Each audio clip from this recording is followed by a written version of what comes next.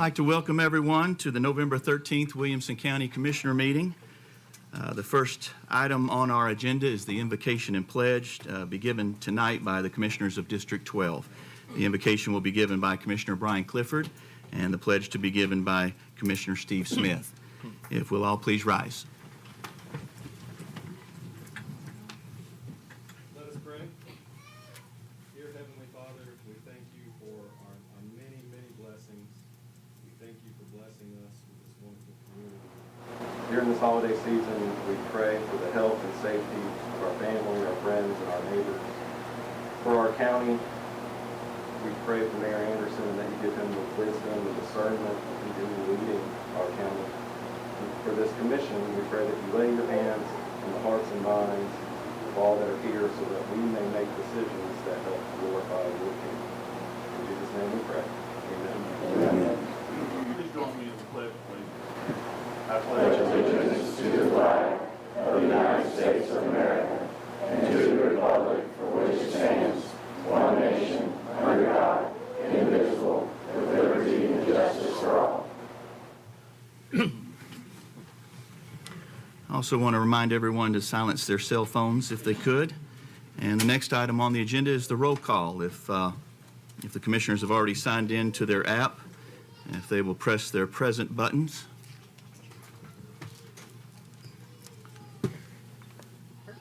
Record the roll, please, Mr. Whidbey.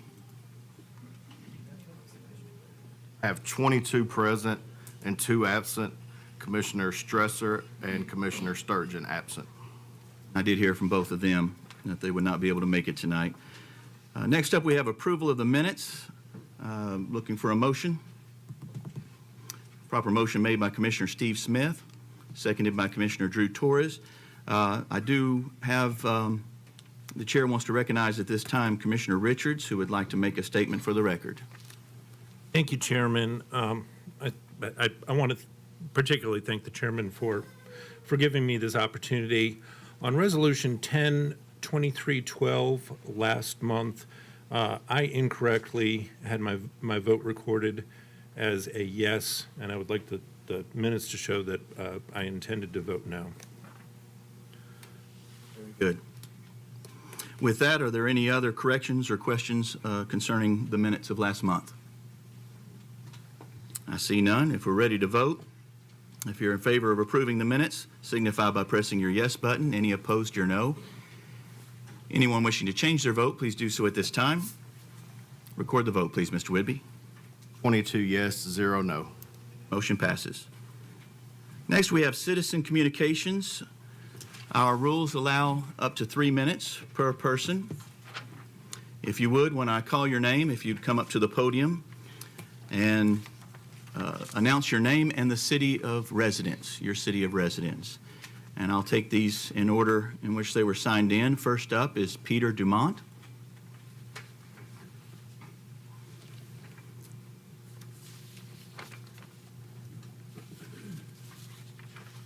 Thank you. Peter Dumont, Franklin. Over the last 8 weeks, a group of parents in Watkins Creek and at Trinity Elementary have been meeting with the county leaders to determine why and how a cell tower suddenly appeared just 597 feet from the school. Construction and deforestation began months ago, but none of the permits posted at the site mentioned a cell tower, only TDOT waterway project. The tower owner, Vogue Towers, LLC, of Chattanooga, had the tower constructed in just 6 hours. It appeared overnight, no notice to the residents, students, families, or the faculty. In our meetings with the mayor, Vogue, engineers, and experts, we've established that there are, in fact, risks concerning radio frequency radiation. We all agree with the American Cancer Society, American Academy of Pediatrics, and the World Health Organization that more research needs to be conducted, especially as it relates to children. Their skulls are thinner and smaller, their organs developing, and their skin is soft and permeable.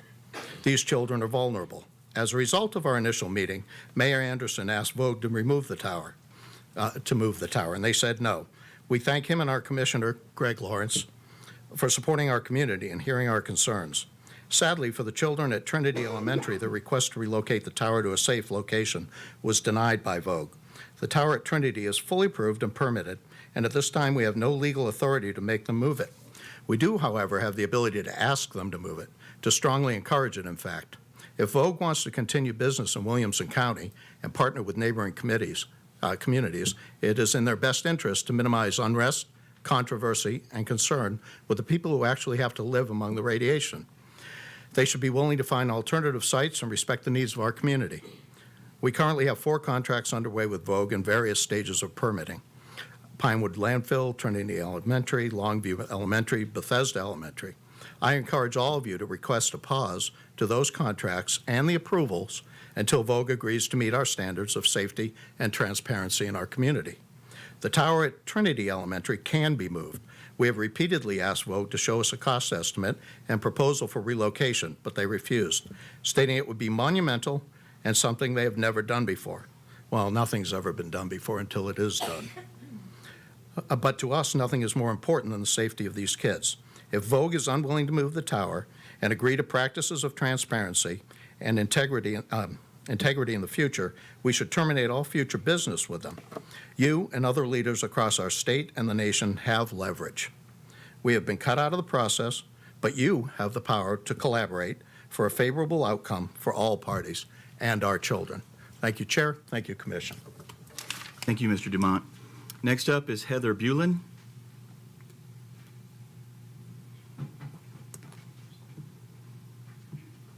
Heather Bulin from Franklin. I live in Watkins Creek. In addition to their appalling lack of transparency, Vogue has a history of suing local governments. Did anybody look into this before we decided to enter into contracts with them? In documents obtained from their permits, it appears that the owner, Pat Tant, was signing documents while the co-owner was notarizing these documents. Does that sound like an ethical practice or even legal? They claimed in our meeting on October 27th that parents never oppose these towers, when in fact they do. Recently, in North Carolina and Union County, Vogue was proposing a tower at Rayview Elementary. They circulated a petition that garnered over 700 signatures, just like ours. And that action resulted in the school board revoking the permit for Vogue's tower. This was just a few weeks ago, right before our meeting. Vogue has a business plan, and we bought right into it. They claim these tower sites are for safety and that they're essential, that they'll connect our communities, when in reality, they choose county land based on the highest profit margins for themselves, not because these are the best sites for towers. Cheap land, easy to permit quietly. The location at Trinity is in a valley. That tower would have served our community and our first responders best up high. Vogue proposes towers at landfills, recycling centers, on delinquent land, utility properties, and at schools, according to their website. Which of these things does not belong? The land is cheap for them, a mere $1,500 a month to lease our land. Private land is upward of $5,000 a month. Did we negotiate this at all? Who decided risking our kids was worth the low end, the $1,500 range? You each have a list of all of the schools that Vogue Towers is currently marketing to wireless giants like AT&T and Verizon. They'll choose a school, they'll choose a site, Vogue will try to get those towers permitted, and it doesn't make sense. Do they really expect us to believe that there's data that shows these are the best sites? We're just picking schools because they're easy to permit. We're not picking them because they're going to provide the best connectivity. As 5G technology is deployed across the country over the next 2 to 5 years, this is going to keep happening in communities. Small cells are right behind these giant towers. Those will be installed above our heads in our neighborhoods, outside the windows where our children are sleeping. Williamson County needs a telecommunications expert attorney to draft zoning policies. The federal government does not have all the power, like they'd like you to think. 20 seconds. Tower companies that are willing to work with us, not against us. Vogue can profit up to $10,000 a month from the Trinity Tower. In return, we're risking children, profiting the minimum, and providing minimum coverage. This makes no sense. Vogue Towers needs a new business plan because we are not the first nor the last parents to stand up and refuse this egregious, dangerous overreach. Thank you. Next up is Lee Wilson.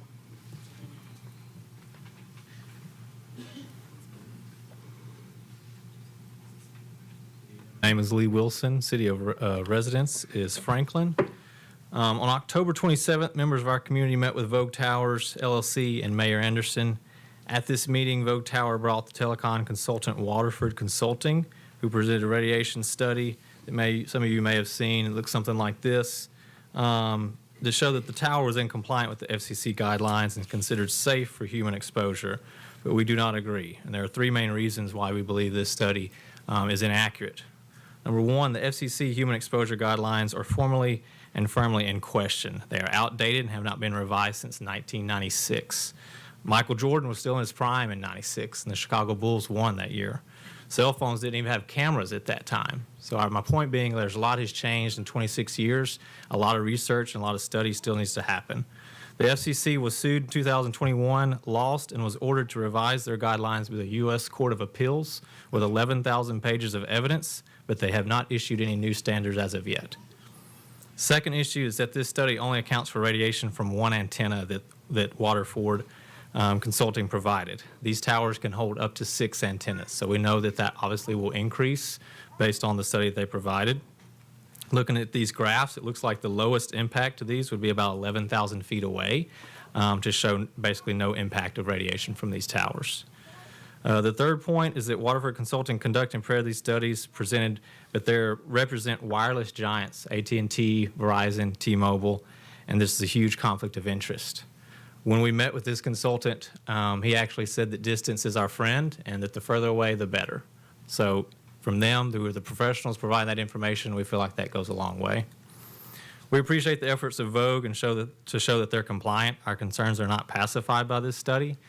We did request for an independent third party to do this research for an overall radiation inside and outside the school grounds, both before and after the towers erected. The equipment is up, the tower's up now. We have not been communicated whether or not that has been turned on. Additionally, the easement you voted on last month gave the green light for AT&T to install their antenna, which took place last week. However, that information was not accurately shared with you all during the session or on the resolution prior to voting. In the committee meeting, some of you were told that it did not support the fiber easement, that they would have to blast more microwaves. You were all not provided all the details. It left you guys in a very unfair situation on what you were voting for. Why do we vote if you don't know the details on what you're voting for? We haven't been able to receive confirmation from the tower to be turned on yet. Again, parents have been left in the dark. The community is shocked and scared. We know many families are going to keep their kids home from school due to the hazards. We encourage you to help with us, fight against this, help keep our kids safe, and help keep our community safe. Thank you. Mr. Wilson. Next up is Adam Melcher.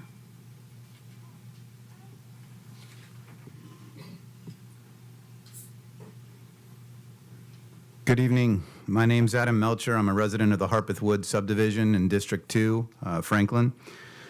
Today I stand before you to voice our concerns that resonate deeply with many affected county residents. Our issue centers on the proposed urban growth boundary, a plan that directly impacts us, yet one we have been fighting for two fundamental values, our lack of voice and our lack of choice.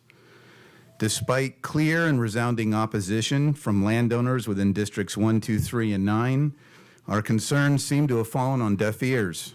Many residents have submitted, signed, and notarized affidavits months ago seeking removal from this proposed plan, yet many are still tethered to a decision they never agreed to be a part of. How is it justifiable that a town, one we did not move to, where we possess zero voting rights, can wield such influence over our lives? Unless we set aside 5 months of our life every single time they want to include us in their proposed plan, 5 years, 3 years from now, 10 years from now, it almost seems impossible in today's political climate to get people to agree on anything. In our area east of Lewisburg Pike, over 92% of the homeowners, representing over 650 acres, have signed letters requesting their removal. So far, only 65 acres worth have been removed. This issue transcends mere boundaries on a map. It cuts to the very core of democratic values, of choice, and of having a say in the decisions that affect our daily lives. We have simply asked to give each county resident the right to choose whether they wish to be included or excluded from the proposed boundary. This isn't just a compromise, it's a rare win-win situation that respects the desires of all parties involved. To be clear, we're not here to impose our will on anybody. If others wish to circumvent county zoning by requesting annexation, that's a separate debate. But shouldn't we, as residents of this county, be afforded the same rights? The right to choose what happens in our backyards, to our homes, to our community? Each of you has a responsibility to this county, and in some cases, even more so for the unincorporated residents. In some ways, you may be our only voice. When the time comes for you to make the final vote on the proposed urban growth boundary, I hope that you will respect the voice and the choice of every resident in this county by only approving a version that benefits those who wish to be included and not to the detriment of those who don't. Thank you for your time and listening to our concerns. Melcher. Next up, I have Jeff Goodspeed. Hello,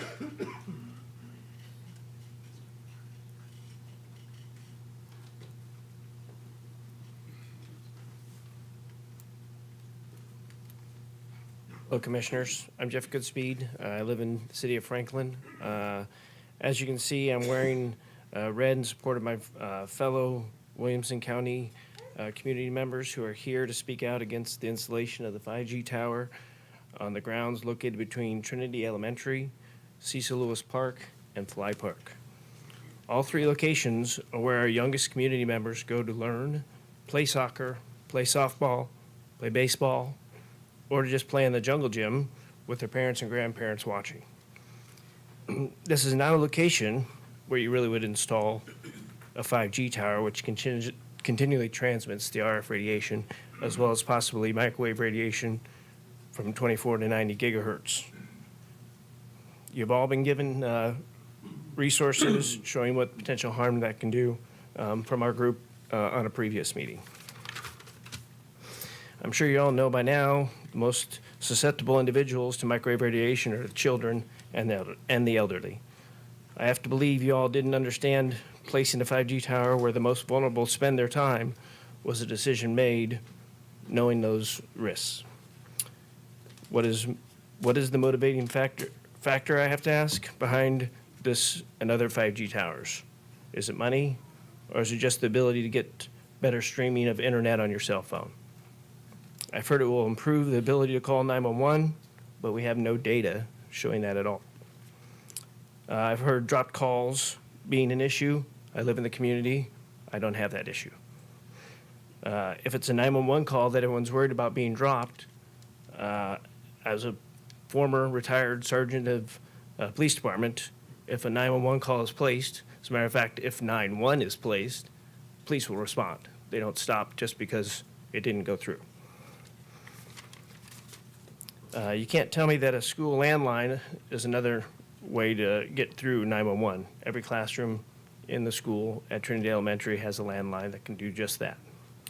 There's no data to back up any assumption, and if it was a real problem, we all know there would be plenty of data to back it up. It's the same reason the telecommunications industry has not done any third-party independent testing on how safe 5G towers are, because the data does not support their position, and their dropped calls and fear-mongering. Because if there was data, we all wouldn't be here wearing red tonight. Thank you for your time. Goodspeed. Next up, I've got Jane Sadler.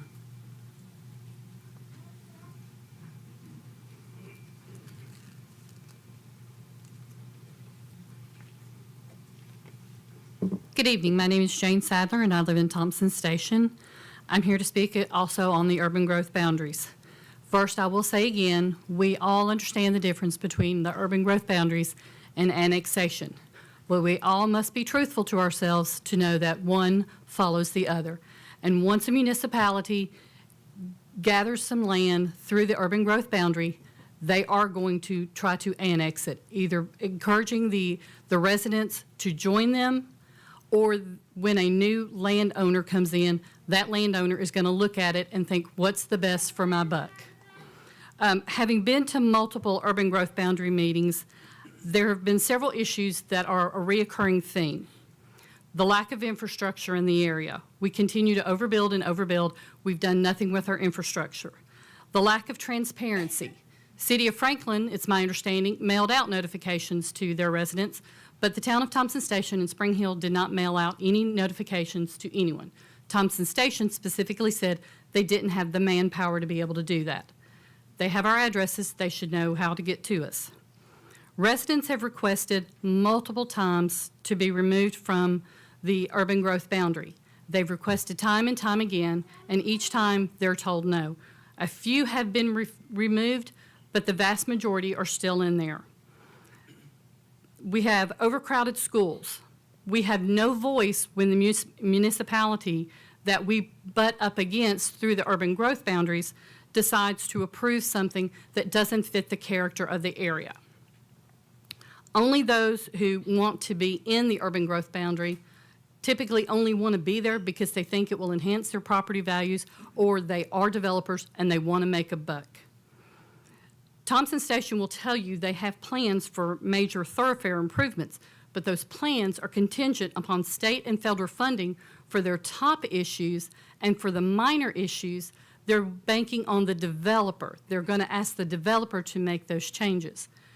If the developer fought us, and I say us, the county, on the educational impact fees, and that had to go to a court, what do you think they're going to do when you start telling a developer you have to add in more roads, you have to connect more roads, you have to build a road?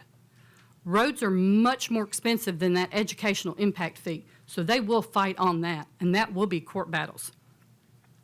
We want the town of Thompson Station and the city of Spring Hill to go back to the drawing board. They currently have, between the two municipalities, over 7,000 platted, though not built, residences planned. If they do that, it will increase our schools. We will need more schools. It will increase our tax burden. It will increase the burden on us for more and more emergency services. Thank you.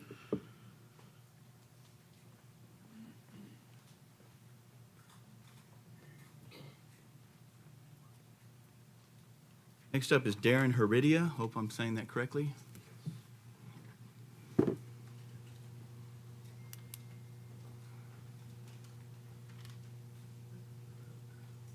Good evening, Darren Heredia, Watkins Creek neighborhood in Franklin. My wife Tiffany and I moved here a year and a half ago with our 3 children from California. We left California for many reasons. However, the primary reason was for a safer school environment for our 3 children. We specifically chose Williamson County due to the outstanding public schools in this area. We had our children in private school in California their entire lives and decided to go public here for the first time. We have truly loved Trinity Elementary School for our 2nd grade daughter Lucy, and were devastated when we were informed that a 5G cell tower was being installed directly behind the school and beside a park where thousands of kids play every day. I'd like to spend the next couple of minutes telling you all about a young man named Mason Ferrulli. Many refer to Mason, age 16, as a hero. His parents describe him as the epitome of perseverance, optimism, strength. Mason is a fighter and one amazing young kid. He has dreams of fishing and hunting again, of owning a trading card company. Mason and 3 other students, as well as 4 teachers at Weston Elementary in Ripon, California, were diagnosed with various rare cancers after a cell tower was placed just outside of their school.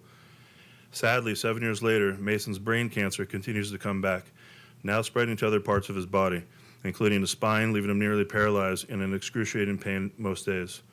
Mason's parents, Monica and Kyle, with other parents from school, led a fight to have the cell tower removed to prevent other kids from being harmed. They were successful. Sprint relocated the tower.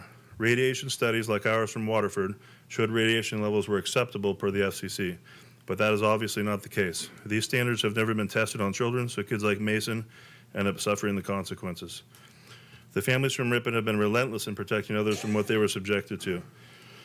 In a follow-up story, our Watkins Creek community noticed water contaminants from a nearby factory were being investigated as a potential cause. So one mother, here tonight, reached out to Mason's mom directly, selfishly hoping the cause of the illnesses would not be the very thing placed above Trinity Elementary. Here's Monica's reply. I am 100% certain the tower caused his cancer. There were 4 kids and 4 teachers diagnosed with cancer at that school in 4 years. It was finally taken down months after the last kiddo was diagnosed, and there has not been one single diagnosis since. On top of that, there were many illnesses: diabetes, heart palpitations, unexplained headaches, and bloody nose that improved once it was removed. EMF radiation affects children's developing cells significantly, and there are many studies that support that, which have been hushed by the FDA. I would give anything to have known this information before enrolling Mason at that school. If they won't take it down, which the likelihood of that happening is very rare, then I would for sure move my child to another school. We believe that with strong leaders like you all, encouraging Vogue Towers to make choices in the best interest of children, we can move the tower at Trinity and stop placing this risky equipment near our kids moving forward. Doctors, scientists, engineers all agree we need more research on this topic. So why on earth are we putting the most vulnerable population at risk here? Mason's story is the worst case. It's the what if that we all dread as parents. We take countless measures to protect our kids today, just in case. So let's relocate the cell tower, just in case. Thank you. Next, I have Carrie McBrayer.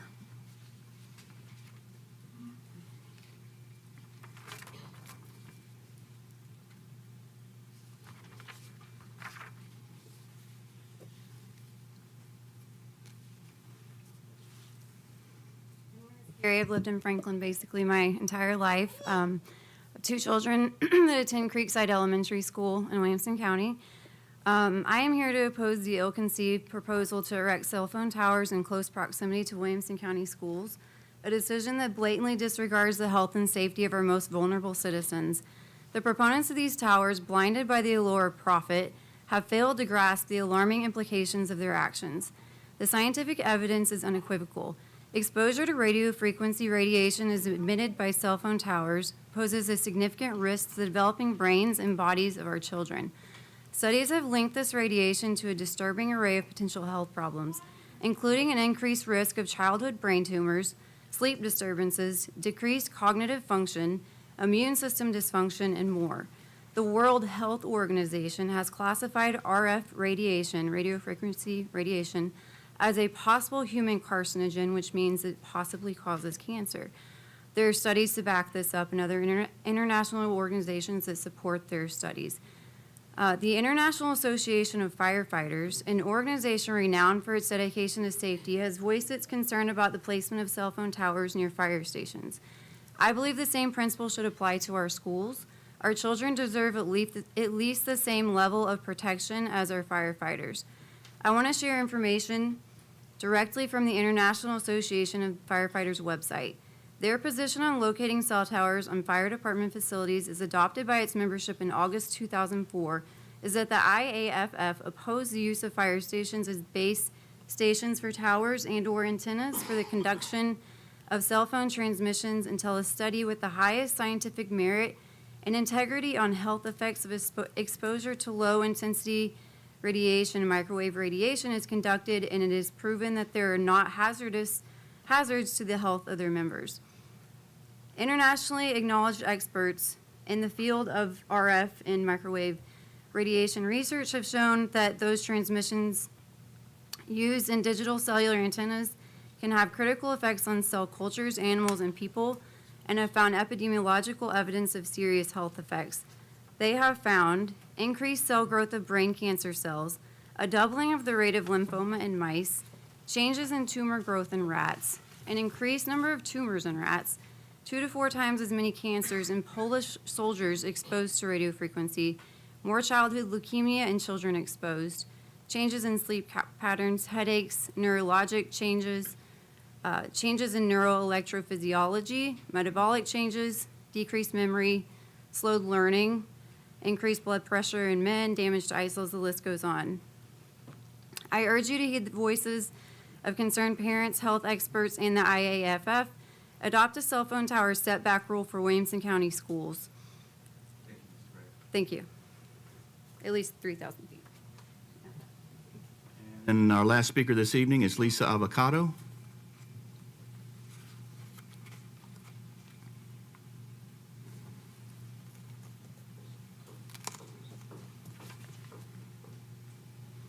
Hello, I'm Lisa Avocado of Franklin, Tennessee. I have 2 sons, one of which is a kindergartner at Trinity right now. And I was shocked to see that a cell phone tower was constructed right outside the school with 0 communication to the parents and 0 input or community involvement. Decisions like these typically have significant community involvement along with research done before making a final decision. It seems to me that Vogue Towers took an ask for forgiveness approach. Once this is up, it can stay, versus an ask for permission, making sure that everybody could make an informed decision before deciding which way to go. We all know that cell phone towers emit radiation, the same with cell phones, the same with Wi-Fi and Bluetooth devices. And while the extent of the impact is unknown because of the lack of research, there are enough early indicators to suggest that high levels of EMF radiation and radio frequency radiation impact cognitive development of our school-aged children and can potentially cause cancer, among a variety of other health impacts. This tower is exponentially increasing the exposure to our developing children, thereby increasing their risk from the everyday toxins that they're exposed to. So I ask a question of all of you. If there was a 5 to 10% chance that one of your children or grandchildren would develop terminal cancer simply from going to school, if you were faced with a decision of a 5 to 10, 15% chance of getting terminal cancer from working from home, from living your life, from sending your children to school, would you do it? Would you do it? Or would you move? Would you abandon your community, your support system, all of your friends? Would you uproot your children and take them away from their friends simply to ensure their health and safety? At the beginning of this meeting, we prayed for the health and safety of the citizens of this community. So I am asking you to take a stance today to prevent Vogue Towers from continuing to develop cell phone towers close to our schools. There are community guidelines that can be put into place. There is community involvement that can happen to create these guidelines. You all have a chance today to take a stance and to put the health and safety of our children above corporate greed. We should not be experimenting with the health and safety of our children. We most certainly should not be placing corporate greed above the health and safety of our children. I, for one, can live without faster cell phone service, but I simply cannot fathom a life without my children. Can you? Thank you. That concludes citizen communication. Next item on the agenda is communications and messages. We have a few here. First on every commissioner's desk is a box of treats. That comes from UT Extension Director Matt Horseman. We thank him for that. We have 2 late filed resolutions that without objection we will hear at the end of the agenda. One is late filed Resolution 112322, the other being 112323. Are there any objections to hearing those tonight? I see none. We'll put those at the end of the agenda. We also have a request to move one of our resolutions up to the front, Resolution 112317. That's the resolution naming the bridge. I understand some of those family members are here. If there's not an objection, we will move that up to the front of appropriations. I see no objections. That resolution will be moved up front. We have a proclamation this evening. I'd like to call up to the podium Senator Jack Johnson and Tom Freeman.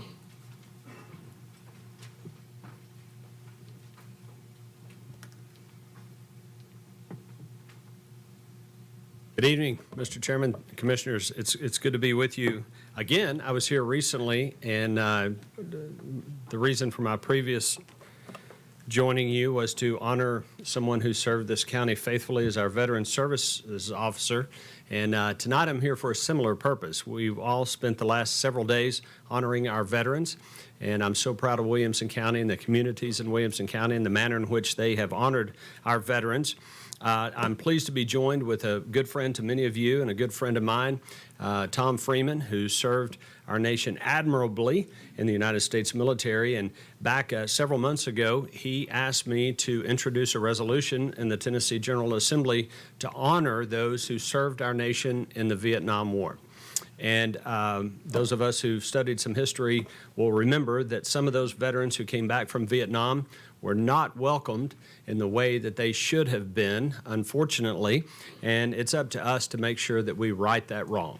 And this resolution that we were pleased to pass through the General Assembly, and I might add that I was joined in the House. I was the Senate sponsor, but my House sponsor was Colonel Sam Whitson, who carried this resolution for us in the House of Representatives. And so Tom asked me to join him tonight to present this resolution to the county, and certainly in honor of all of those veterans that we celebrate in Williamson County who served our nation so admirably during the Vietnam War. And we could think of no better person to present that resolution to than our own beloved county mayor, who is also a veteran, Rogers Anderson, our county mayor. So what I'm going to do, Mr. Chairman, if it's permissible, is yield the podium to Tom Freeman, who would like to speak to that, and then we'd like to present this resolution to Mayor Anderson. Good evening, Tom Freeman, Brentwood. I want to thank the senator. Senator has always made himself available to our organization, which is named Honor Our Veterans. So what we try and do is in the name of the organization. And also Sam Whitson. Colonel Whitson served his country with distinction in the United States Army for many, many years. He actually knows, as do many of you, what it's like to serve your country in uniform. We go where we're told. We don't get to choose.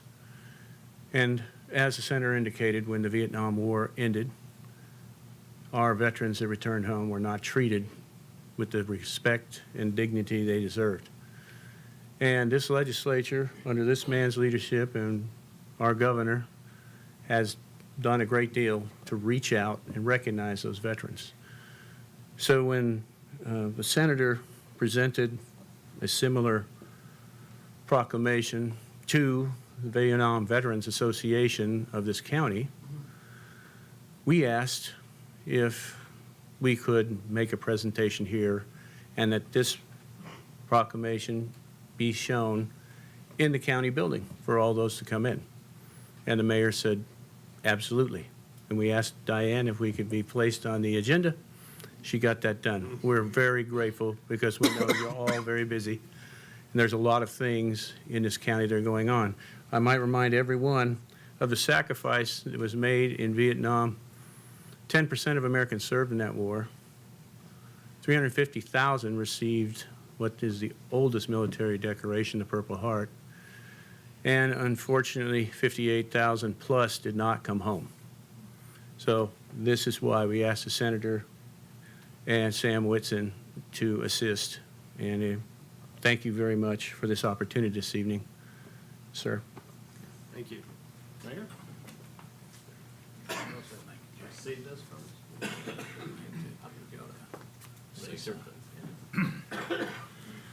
Mr. Chairman, if I could say something, I am a Vietnam War veteran, but I also know there are a couple of other military veterans on this commission. So would you mind if they come down as we all receive this? I know Matt and Paul, they're Vietnam veterans. I mean, they're military veterans that have served in our country, if they'd come down too.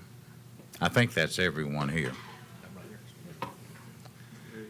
So this is your delegate on behalf of all the veterans in the county, and particularly the Vietnam veterans. We say thank you, and the term that we use is welcome home. Thank you, Tom.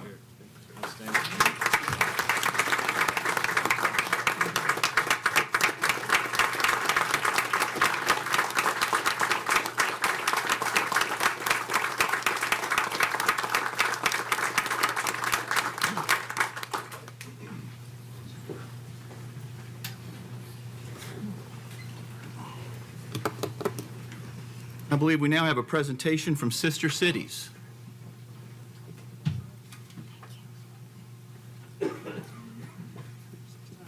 And I'm current president of Sister Cities Franklin and Williamson County. We want to thank all the commissioners for your support, and I'm going to yield to founding member Doug Sharp.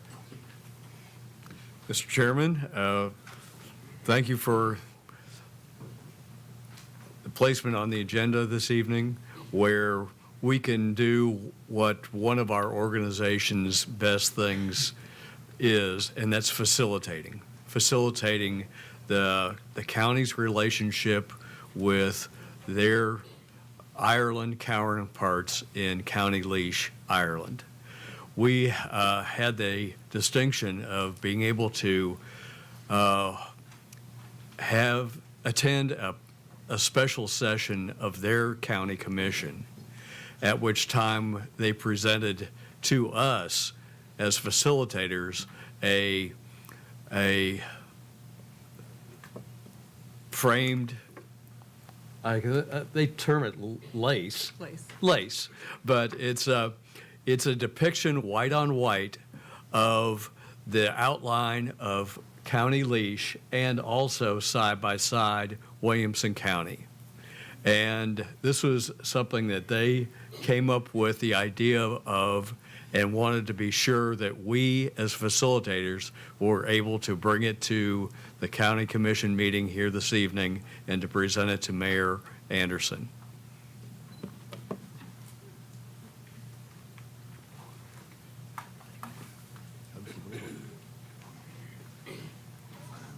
It is white on white, so it won't look like much in this context. But do take the time to see it at some point because it is very special and unique in this context. So let me, Mr. Chairman, again, say a few words. I understand this etched frame that somebody did a lot of work on. I can promise you that. I don't know a lot about those kind of things, but it already has a place in our office that'll be hung up. So come by and see it, and to the general public too. On behalf of all the people here tonight with the sister cities, thank you very much. It's an honor to receive this. Thank you. Thank you.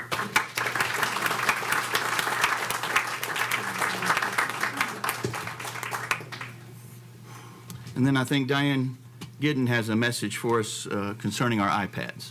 Yes, I just wanted to make all of the commissioners aware that we do have new iPads updated and hopefully a new network that will not permit you all to drop off during the meeting tonight as we've experienced in the past. However, if you do have any type of complications, in the top right corner there should be an X. If you'll just hit that X, it should immediately go right back to your login. So you should be fine, but I just wanted to let you know, don't try to go do lots of other things to get it back on track. Just hit that X and hopefully you'll be back on track. If not, Adrian is here to assist. Next up is reports of county offices. Mayor Rogers Anderson. Chairman, thank you. First of all, let me ask Phoebe to come up and give us a snapshot of the county for the last 30 days.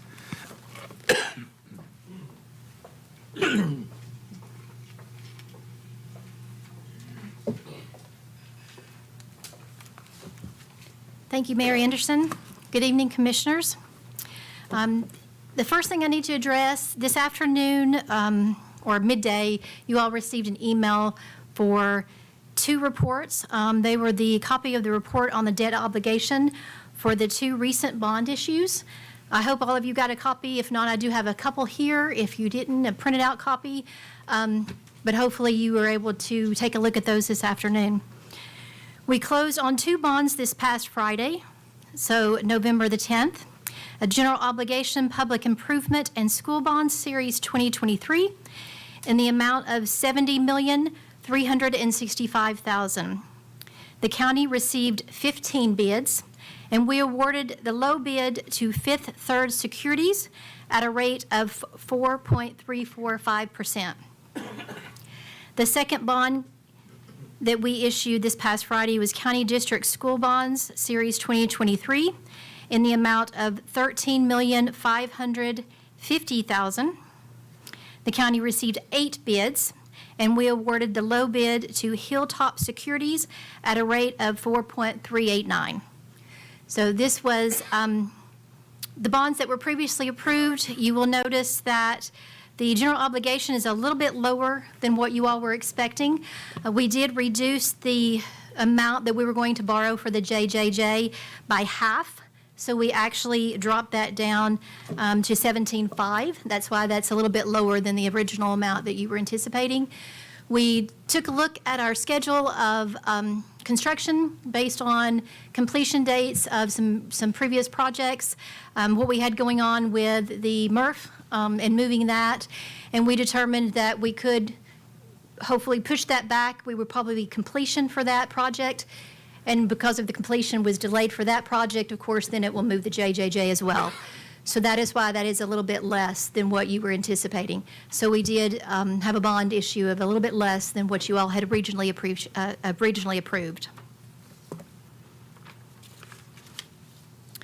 This month, you will find your normal reports for revenue reports in your packet as well. This month was a little bit smaller, a little bit fewer revenues than what I was able to report on last month for our privilege tax and our education impact fee. Privilege tax for the month of September, collections were a little over $1 million. And education impact fee collections for the month for September was 1.6. This was a slight decrease in both of those from last month in the month of August collections.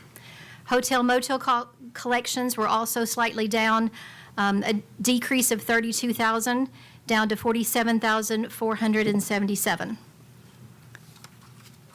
I'd like to take any questions if you have any at this time.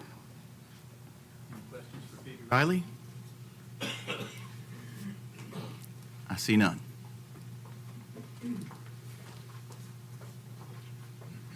Chairman, the second item I want to bring to everyone's attention that earlier today you received, or you should receive, an email that we have implemented because of nearly 72.5% of our counties in extreme drought conditions.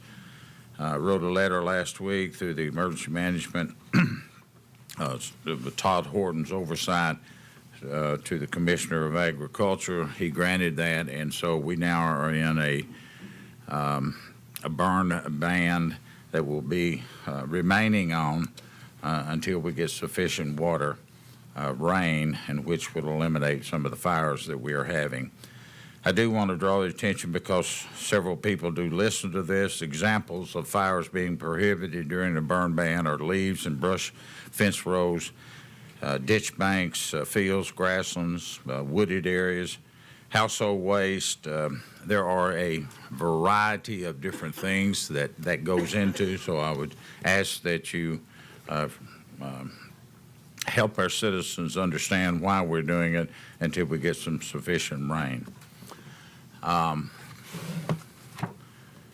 have one final request, Mr. Chairman, if I could. The Sheriff, Dusty Rhodes, has a comment he'd like to make. Thank you, Mayor, Commissioners, Chairman. Since this is your last meeting before the end of the year, I need to inform you that effective January 1 of 2024, I am retiring. And this will be my last chance to address y'all. I just want to say I've been with the Sheriff's Office since 1979, and in 2002, I started attending the Tennessee Sheriff's Association meetings. And let me tell you something. Through all those years, I've heard nightmares from the sheriffs on the issues that they have with their county commission. And let me tell you something. Ricky Headley, Jeff Long, and myself have been so blessed to have a commission like y'all. And it's been a pleasure to serve y'all and the citizens of this county, but it is time for me to move on. Thank you.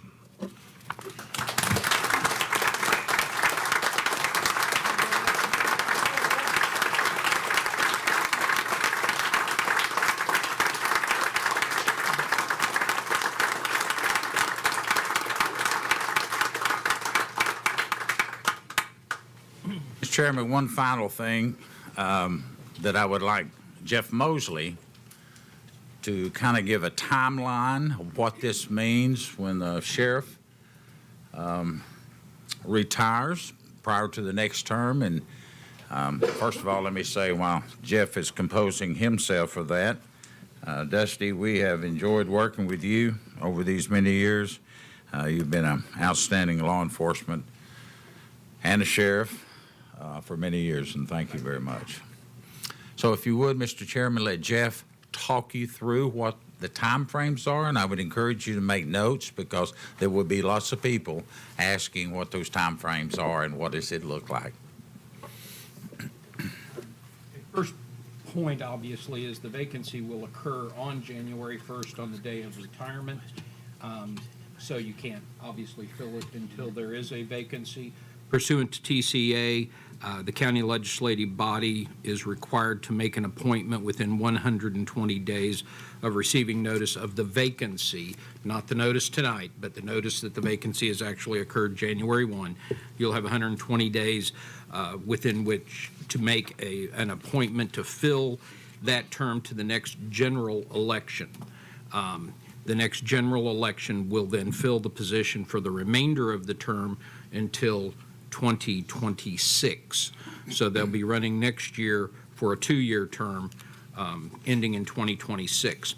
Because the vacancy will occur after the time of filing nominating petitions, but more than 60 days before the party primary election, the nominees of the political parties will be selected in the primary election in March and the successor elected in August. The time period between the actual occurrence of the vacancy January 1 and when the county commission appoints an interim will be filled by the chief deputy until the county commission has acted. So those are the basics. Any questions? Commissioner Smith? Did you have a question? Okay. Commissioner Mason? I do, Jeff. Just so I understand, as of January 1st, we have 120 days to appoint somebody to fill in the term, but they're running in March. So they'll be appointed until August or September 1st when the new sheriff will take over, but they'll actually, whoever's interested can run in the primary in March and then the general in August. Is that correct? Interim need not run if they don't want to be elected to it. True. But yes, there will be a primary in March with the general election in August, taking office September 1 through the remainder of the existing term, which will end September 1 of 2026. Whoever is interested in running will be running to basically fill the remainder of the term, which is 2 years. Okay, thank you. Commissioner Sanford? And for those interested in running, I assume they will fill out some type of application or of some sorts to this commission, or how does that work? They will have to file the nominating petitions with the election commission, and because of this particular office, they will also have to meet the requirements of TCA 88102, 4th Sheriff's Department, which lists, it looks like 9 qualifications, which I won't read right now, but has to do with fingerprinting, mental health examinations, and post-certifications. And just to clarify a little bit further, even if they don't plan on running for sheriff, they still have to file with that office to be nominated to get in front of us, correct? Does that make sense? No, you got 2 different things. You've got the election occurring, and that's separate from your process of appointment. Right. Your process of appointment, you will have to give, under the current rules, at least 7 days' notice of the appointment. So they would have to file the biographical information and make you aware of their interest prior to that appointment time, yes. Okay, thank you. Hayes? So once people, I guess we will establish sometime in January what the time frame is for these people to put forth their application to be nominated to serve interim? Are we going to put together a timeline and then we vote and then? Assuming that the retirement date is January 1, 2024, between now and that period of time, we have some public notices we have to do, but we will do what we have done in the past, and when they're a countywide position, if it's okay with the chairman, we'll have them directed to our office. We'll put a box there, and those individuals that are applying for the appointment from you, county commissioners, we'll make copies of all that and see that it's all given to all 24 of you. Now, we'll just have to work out some of those details because technically speaking, right now, the sheriff is the sheriff until January 1st, and it's all, even though he said it, we expect to believe him. So if we don't accept it, he can't leave. Now, I wouldn't go that far, Commissioner. so we could possibly be voting by February? Because I would think January people would be putting You in. could be voting by January. Okay. All right. Question, Commissioner Mary Smith. Thank you. First of all, thank you for everything. I've learned so much about our sheriff's office from you, so I just want to say thank you. You'll be missed. I have an easy question. So when we get the nominations in, what do you do in the event of a tie?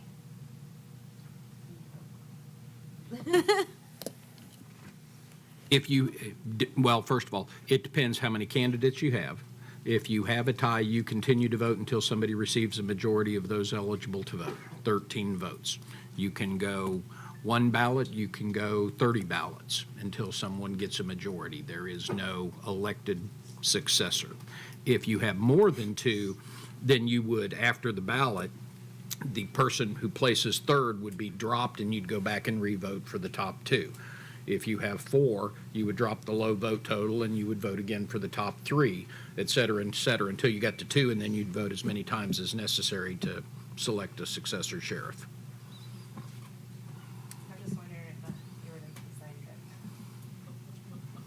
He did a great job. I'm reminded for a few of us, there was one time we had 20 some odd, what was it, 27 votes for a particular position here. And then I've seen it done in one.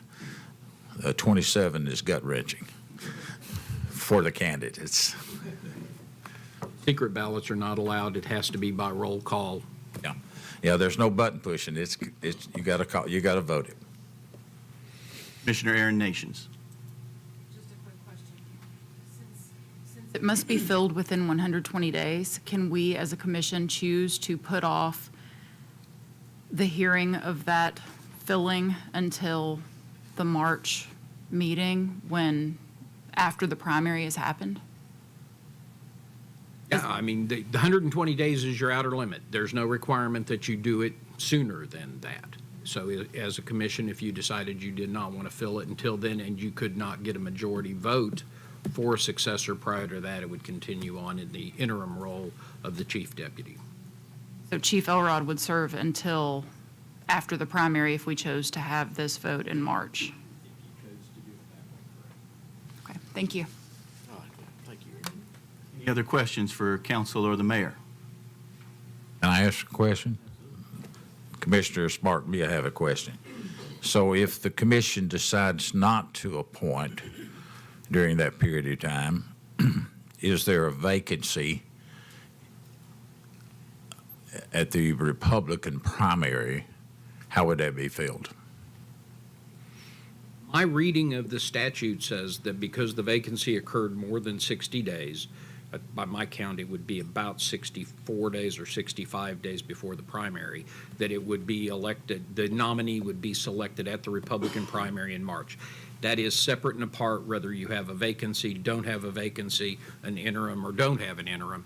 That's for the election of the successor. It has nothing to do with appointment of the interim. So we will get our heads together with legal, get with the chairman, and we'll disseminate this information, what the bios look like, and get all that information to you. Anything else? Okay. Next up is Superintendent of Schools, Jason Golden.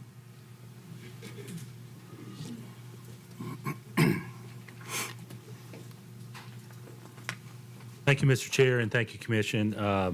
I would like to echo what some of you said about Sheriff Rhodes and the work that the Sheriff's Office has done with the schools. I think most everyone has heard me at some point say, when it comes to safety, there's no substitute for people. And the commitment the Sheriff's Office made to us and the ongoing commitment they have to us to make sure that there are people in our schools who have that professional training helps all of us know that we're doing the best that we can for our students. So thank you, Sheriff, for your work, and all your deputies and your SROs and all the constant work you do to keep us safe. We do have 3 items on your agenda tonight.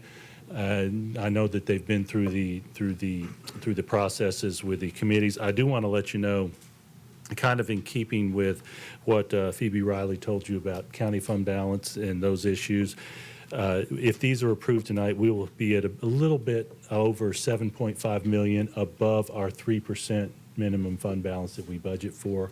That's in part because our growth this year was flat, in part because of the revenue that we've received from the state. I do want to let you know also that currently we are receiving estimated TISA payments monthly. The state government changed the payment structure from 4 times a year, if I'm not mistaken, Rachel, to monthly. And they are still in the process of getting their software system up to date where it's going to be exactly related to each one of our students. We've been getting a flat amount from them. There will be a correction later on, I presume, later on this year as they finalize that system. Certainly open any questions you may have. Any questions for Superintendent Golden? I see none. Thank you. Next up is the hospital report. I believe that'll be given tonight by Julie Miller.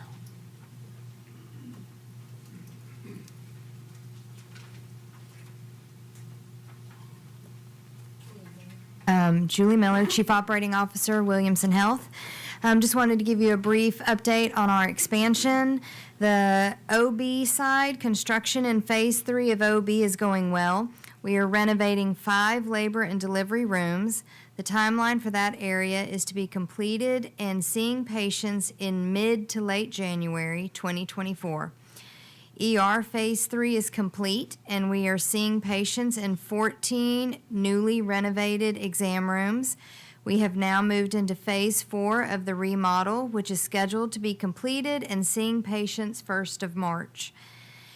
West Tower is still going well and on schedule. Masonry will be completed by January 16th, and the tower crane is still scheduled to be dismantled early February. Any questions about construction? Question here, Commissioner Christopher Richards. I don't have any questions about construction. I try and make your monthly meetings, which are held on the 4th Thursday, which will be Thanksgiving this year. Do you know when it's going to be held? It is going to be this week, this Thursday. Yes. Any other questions for Julie Miller? I see none. I will have Mike Genesee step up and talk about financials. Good evening, Mr. Chairman, Commissioners. I'm here to summarize the financial results for September for Williamson Health. If you can focus on the financial statements highlights tab or page, you can see that our volumes are a little bit softer than what we had budgeted and what our average was. We had several physicians, quite a few physicians, in fact, take advantage of the fall break in September and also in a little bit in October. So with the lower volumes, you would expect, and we did see a little bit lower net revenues. Our net revenues were down about $900,000. Fortunately, we were able to pull some expenses out of there, and we pulled out $1 million with some accrual changes. We generated a little bit more in interest income. So at the end of the day, through all of that, we ended up making about almost $200,000 ahead of where we were for the budget. From a balance sheet standpoint, you can see that we've got a little bit over $41 million in our regular operating account balance. We collected almost $25 million, which is a little bit less than what we did the prior month, but as I say every month, I kind of relate that back to the number of collection days we had. September, we only had 20. August, we had 23. So that's the difference in there. From a debt covenant standpoint, we ended up with almost 103 days of cash on hand versus our debt covenant of 90. So we're very comfortable there. And from a debt coverage ratio, we came in very close to 2.8 versus 1.5 debt covenant. Even with the reduced cash, our net days in AR dropped from 43 to 41. So it was relatively strong for us on a lower volume. So any questions for anybody? Any questions for Mr. Genesee? I see none. Are there any other departments wishing to report? Seeing none, we'll move on to elections and appointments. We have 2 expiring terms on the Beer Board. 3-year term expiring 11 of 26. The Southwest section, term expiring is Dewey Garland. Nomination is Dewey Garland. Northwest section, term expiring is Preston Koff. Nomination is Preston Koff. I'll entertain a motion. Our screens aren't working, or at least mine isn't. I guess I'll hit the X like you told us to do. But if you use the X, it works. Yeah, it did work, just like you said. Wait a minute, it works. Get connected. I've got to hit my X 4 times. Oh, come on.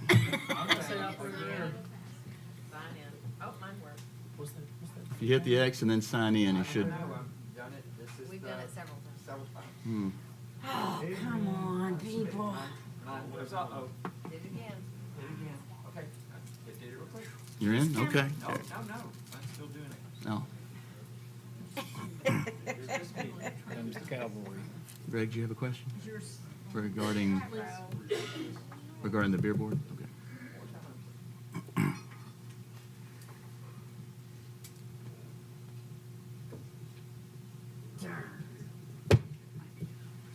Just when you thought you had it. I think it's fair if you had to completely close out. Okay. So we've got a proper motion from Commissioner Tunnicliffe, seconded by Commissioner Mary Smith, and we have our first question from Commissioner Greg Sanford. A quick question. How are these positions filled? Is it from the mayor's office or from somebody else? How do these people come about?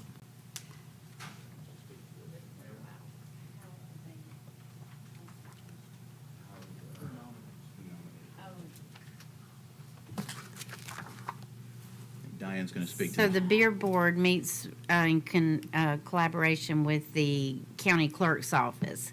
And when they meet, they ask them if they're willing to serve again. And if no one else brings forth a nomination, then that is the nomination that's sent out in your packet. Any other questions? This will be a voice vote? You want to do a voice On vote? your, It you is on can the vote screen? by machine. Okay, we'll be voting by machine on this one, using your iPads.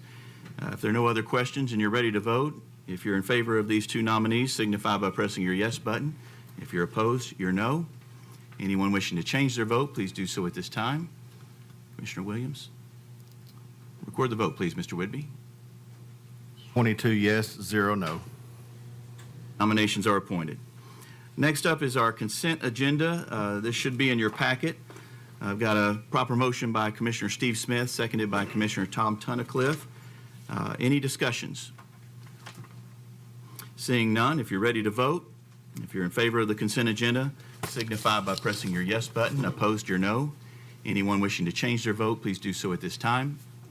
Record the vote, please, Mr. Whitby. 22 yes, 0 no. Motion passes.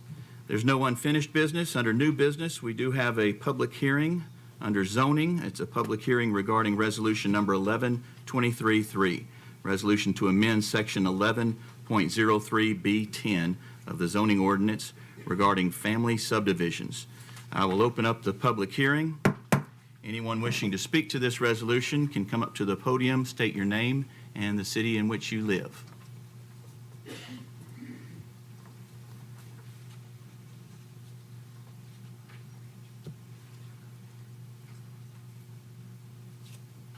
Good evening, Mr. Chairman, Commissioners. My name is Brad Malm, Franklin. I stood in front of the commission back November 10th of 2020 when the Town and Country measure was approved. I was in favor of that. I thought it was a great plan. I come from California, where we suffered from a lot of overdevelopment, and we're just so thankful to be here and living here in Tennessee. When we were here for that plan, I understood that there was a family subdivision clause that would allow for my family to be able to take our 5 acres, subdivide it into 2 plats. My mom is going to be building her home on one half. My family will be building our home on the other.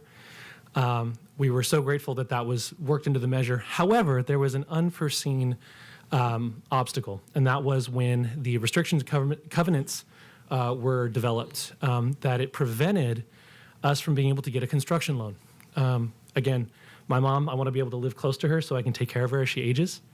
But unfortunately, the 15-year restriction and covenant stated that we could not transfer the property outside of the family for 15 years, which meant that banks would not be willing to lend us for the construction of our home because they can't foreclose in case we default, right? We have no desire to do that, obviously, but we also want to make sure that we take the proper steps to protect our family. So that being said, I worked with Mike Madison. I brought this to his attention. He was gracious enough to work with county attorneys to make sure that there could be some language that was proposed that would overcome this obstacle, which I was here for last month, which was approved. So I'm just standing before you to let you know that I am in favor of this, and hopefully this will be something that will prevent further obstacles for families down the road that are in the same situation I'm in. So thank you all. Appreciate your time. Anyone else wishing to speak to Resolution 1123-3? Once? This public hearing is closed. We will now vote on and discuss Resolution 1123-3, resolution to amend 11.03B10 of the zoning ordinance regarding family subdivisions. I have a proper motion from Commissioner Brian Clifford, seconded by Commissioner Steve Smith. The Regional Planning Commission was 7-4-0 against. Explanation, please, Commissioner Clifford. Very well, so I don't think I'll spend a whole lot of time explaining the issue, but essentially what this does is adds an exception to the zoning ordinance that allows transfers to non-immediate family members within the 15-year period when such lot is subject to an involuntary transfer, such as foreclosure, death, judicial sale, condemnation, or bankruptcy. Staff is here, Mike's here to answer any specific questions.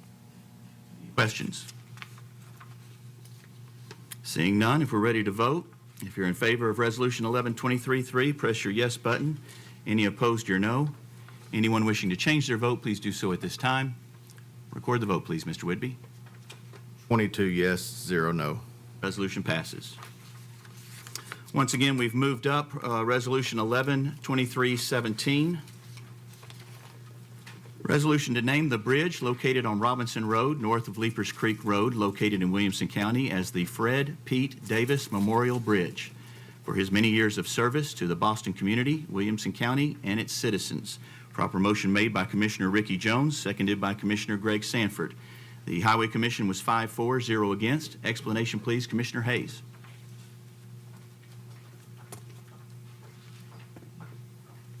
Grateful tonight to have the Davis family here. If you'd like to come join me, you're welcome. I am so privileged that I actually own the Davis General and can do this for the Davis family. But Mr. Pete, also a member of the Boston community, served on the quarterly court from 1969 to 1972, which is now the county commission. So he also owned the Davis General from 1960 to 1984, and the family continued to operate it after his passing in 2016. And I'm just thrilled to be able to do this for the family.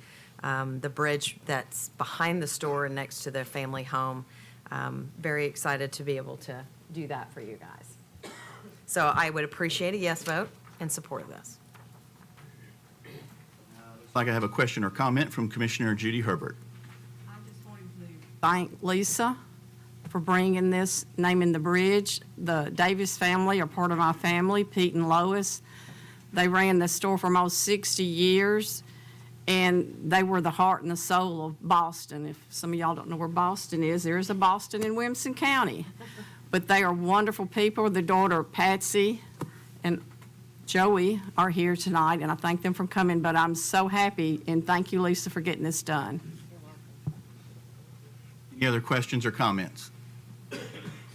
Seeing none, if you're ready to vote, if you're in favor, signify by pressing your yes button. Any opposed, your no. Anyone wishing to change their vote, please do so at this time. Record the vote, please, Mr. Whitby. 22 yes, 0 no. Resolution passes. Resolution 1123-4, resolution for an intercategory adjustment of $15,532,302 for an approved raise for the 23-24 budget year. Proper motion made by Commissioner Steve Smith, seconded by Commissioner Tom Tunnicliffe. School Board was 10-4, 0 against. Education Committee was 6-4, 0 against. Budget Committee 5-4, 0 against. Explanation, please, Commissioner Tunnicliffe. Pretty simple. We're just rearranging some money in the school's budget to handle the raises for this year. Any questions? Seeing none, if you're ready to vote, if you're in favor. Oh, I'm sorry, we do have a question. Jennifer Mason, Commissioner Mason. You're quick on the draw tonight, Commissioner, Chairman. Everybody knows this, but I say it every time. My husband does work for the school system, but since it's a blanket across the board raise, I do feel like I can vote my conscience on this issue. Commissioner Graves. Similar to Commissioner Mason, my wife went back to work for the school system in August, and so likewise, I will be voting my conscience on this. Commissioner Jones. I will concur. Okay. Any other questions or comments? All right, seeing none, if you're in favor, signify by pressing your yes button. Any opposed, your no. Anyone wishing to change their vote, please do so at this time. Record the vote, please, Mr. Whitby. 22 yes, 0 no. Resolution passes. Resolution 1123-5, resolution requesting the Williamson County Board of County Commissioners approval of $1,124,990 for the purchase of buses for the 23-24 school year. Proper motion made by Commissioner Tom Tunnicliffe, seconded by Commissioner Megan Guffey. School Board was 10-4, 0 against. Education Committee was 6-4, 0 against. Budget Committee was 5-4, 0 against. Explanation, please, Commissioner Tunnicliffe.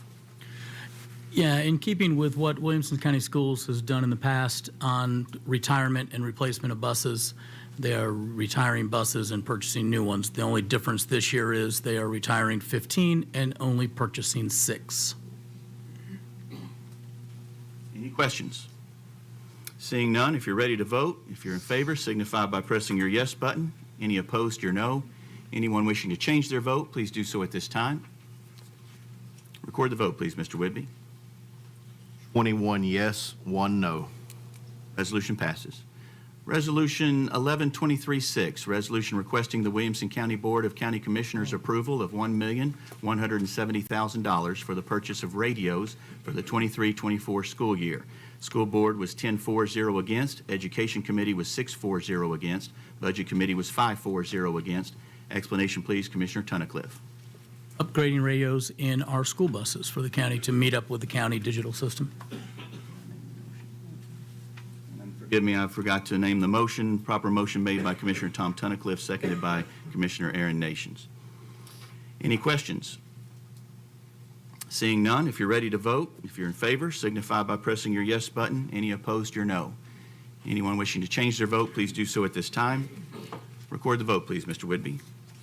22 yes, 0 no. Resolution passes. Resolution 1123-7, resolution appropriating and amending the 23-24 county general budget by $68,927.49. Revenues to come from victim assessment fees. Law Enforcement Public Safety was 5-4, 0 against. Budget Committee was 5-4, 0 against. Explanation, please, Commissioner Sanford. This $45 fee was created by our state legislature to assist victims of crime and their families or survivors. And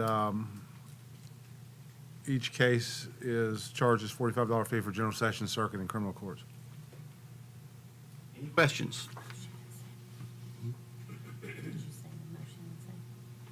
Did I forget the motion again? If I did, I apologize. The proper motion was made by Commissioner Steve Smith, seconded by Commissioner Jennifer Mason. Any questions? Seeing none, if you're ready to vote, if you're in favor, signify by pressing your yes button. Opposed, your no. Anyone wishing to change their vote, please do so at this time. Record the vote, please, Mr. Whitby. 22 yes, 0 no. Resolution passes. Resolution 1123-8, resolution authorizing the Williamson County Mayor to sign a contract with the State of Tennessee Administrative Office of the Courts on behalf of the Juvenile Court in amending the 23-24 Juvenile Court budget by $2,500, revenues to come from state grant funds. Proper motion made by Commissioner Megan Guffey, seconded by Commissioner Mary Smith. Law Enforcement Public Safety was 4-4, 0 against. Budget Committee was 5-4, 0 against. Explanation, please, Commissioner Sanford. The grant to provide a free legal clinic to the public and provide mediation services at no cost to the families. There's no county funds used, and that we've been awarded this grant for the last 8 years. Any questions? Seeing none, if you're ready to vote, all those in favor signify by pressing your yes button. Any opposed, your no. Anyone wishing to change their vote, please do so at this time. Record the vote, please, Mr. Whitby. 22 yes, 0 no. Resolution passes. Resolution 1123-9, resolution authorizing the Williamson County Mayor to execute agreements with certain organizations providing opioid remediation and abatement services and appropriating funds for those services. Appropriations to come from opioid abatement funds. Proper motion made by Commissioner Chas Morton, seconded by Commissioner Aaron Nations. The Budget Committee was 5-4-0 against, and you'll notice at the bottom of the resolution, several other committees also saw this, and you see their votes there. Explanation, please, Commissioner Morton. This should be what will become an annual process for us to approve our opioid settlement funds. The task force met and approved several organizations which are listed there. So we anticipate each year that we'll be receiving funds and approving this process. Commissioner Lisa Hayes. So I noticed there's a lot of organizations listed here. How do we go about choosing these organizations that receive this money? Is there a process that's formal process? Council can answer that. The task force established a process and put out an application, gave public notice for people to make application to them, I believe by the end of September, so that they could make the recommendation to you. They also developed scoring guidelines that they implemented and scored the applications based on various criteria, including their compliance with the national settlement requirements for the use of the funds, and that is the basis for this recommendation to you as the county commission. Commissioner Greg Sanford. Just have another quick question. How is this task force formed, and who selects those committee members on the task force? It was created by the county mayor, and he selected the members from different disciplines, if you will, from county health, the hospital, the sheriff's department, the cities, et cetera. Any other questions? Seeing none, Commissioner Mary Smith. Yeah, just quickly, I know there's been a lot of this money that's kind of come through from this opioid settlement. How are we kind of measuring our success? Like, are we seeing a decrease in addiction, or how are the programs actually being measured for success? Well, this is the first grant of money, so there has been no grant of Okay. money up until now. There's nothing to measure. These checks will go out in January. They will have to report both on their expenditures of the money in compliance with the grant and with the national settlements, and then we have asked for reports back as to impact of the funds so that we can measure them going forward. And that'll be available for the commission? Sure. Any other questions? Seeing none, if you're ready to vote, if you're in favor, signify by pressing your yes button. Any opposed, your no. Anyone wishing to change their vote, please do so at this time. Record the vote, please, Mr. Whitby. 22 yes, 0 no. Passes. Resolution 112310, resolution authorizing the Williamson County Mayor to execute an agreement to purchase the broadcast radio station license, commonly known as WAKM 950 AM in Franklin, Tennessee. Proper motion made by Commissioner Paul Webb, seconded by Commissioner Tunnicliffe. Law Enforcement Public Safety was 4-4, 1 against as amended. Property Committee was 4-4, 1 against as amended. Budget Committee was 3-4, 2 against. Explanation, please, Commissioner Paul Webb. We're going to split this one, Mr. Chair. First off, this is coming to you for the use of ARPA funds. And emergency communication during a disaster or a pandemic is one of the accepted uses, especially under the revised interim final rules from U.S. Treasury issued this August. So that emphasized this in as far as emergency response during disasters. So it does fit the criteria for being funded with ARPA funds. The other details I'm going to defer to Mr. Jorgensen. Jorgensen.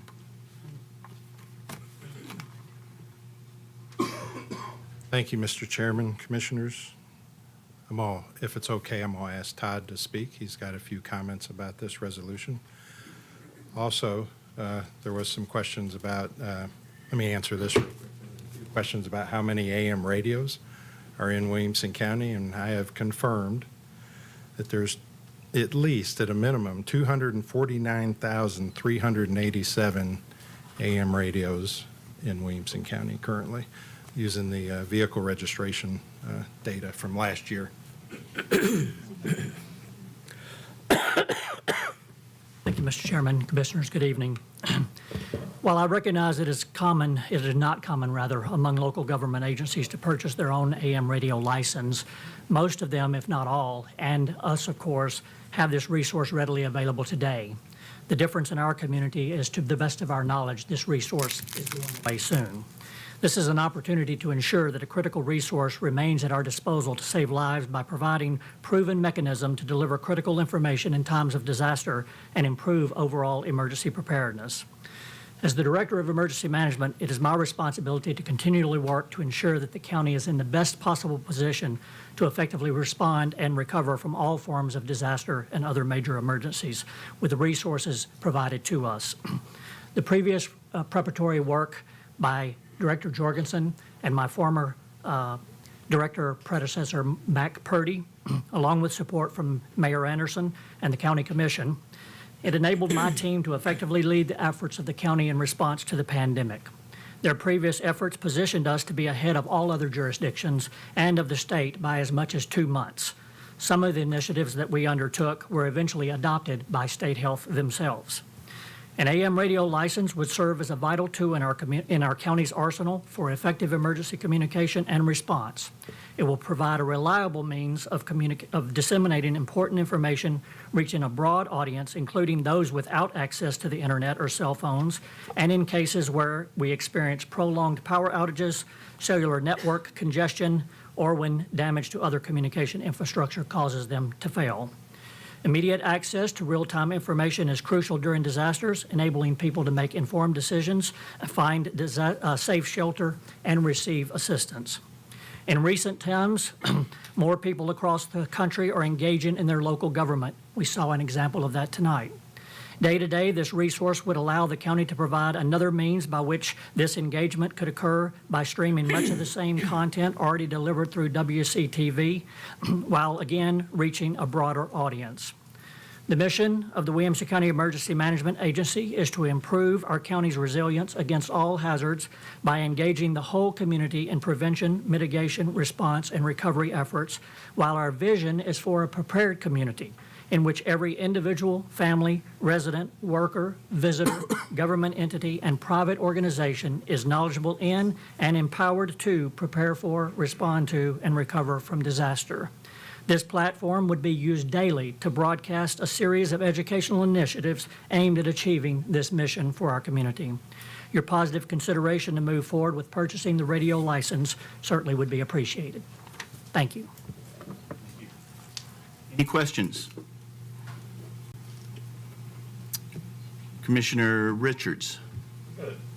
First, I know I've heard in some of the committees that this is, how can I say, it's supposed to be somewhat of a backup for our cellular system, so we can receive emergency broadcasts over AM. But how many emergencies are we really going to have where the cell phone towers aren't going to be able to protect us, since most of the cell phone towers have got a 24-hour power backup? I can't speak to the number of cell phone towers that have a 24-hour backup. Some do have backups, some do not. Those are prioritized by the cell company It's providers. required by the FCC. Okay. Well, 8 hours is required, but they're moving to 24 hours. Understand. So I can't speak to the level of backup that they have. This is not just for backup of cell phone capabilities, though. There are people within our community that do not have cell coverage today, just like there are people who do not have high-speed internet in our community today. There are also people who may, if we're having a prolonged power outage, may not have the ability to receive those signals even though those towers are operational. AM radio is a reliable source to provide that communications in times of crises. I've got one more question. Where did this resolution, which commissioner sponsored this resolution originally? I believe it was originally Commissioner Sanford's name that was on the actual resolution, but I don't know that that equates to the sponsor of it. And then I think Commissioner Webb sponsored this resolution, if I'm not correct. Thank you. You're Welcome. Commissioner Greg Lawrence. Thank you, Mr. Chairman. I got a question and a comment. Todd, so you said that we're losing our license for AM radio. Why are we losing our license? So the current owners have decided that they're going to sell the business, and they're here tonight if the commission wanted to hear from them or address them in any way. But they're going to sell this particular radio station, and from our understanding and communicating with them, the gentleman who is interested in buying this radio station owns about 14 or 15 other radio stations across the United States, and his intention is to simply link it with the rest of the towers that he has available to retransmit information that's being presented from somewhere outside of Williamson County. So we would no longer have the ability to go into the physical station, take over the radio, and communicate the things that are necessary for our Okay. All right, so here's my comment, and I applaud all of your efforts. I've been a big supporter of both of you guys and always want you to have whatever you need to keep Williamson County safe.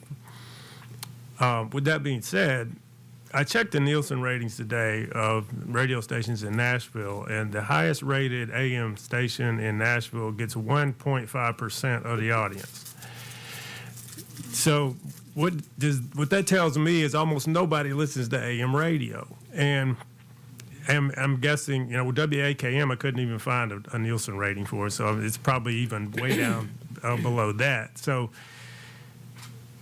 it seems to me that if in order for us to be able to use this effectively, we would have to mount a massive campaign to somehow inform the whole county that exists, that we have an emergency broadcast station, here it is, and it would have to be ongoing because people are going to forget in a time of emergency. Who's going to remember, oh, Williamson County has an AM radio station, I think I'll tune into that to see what's going on.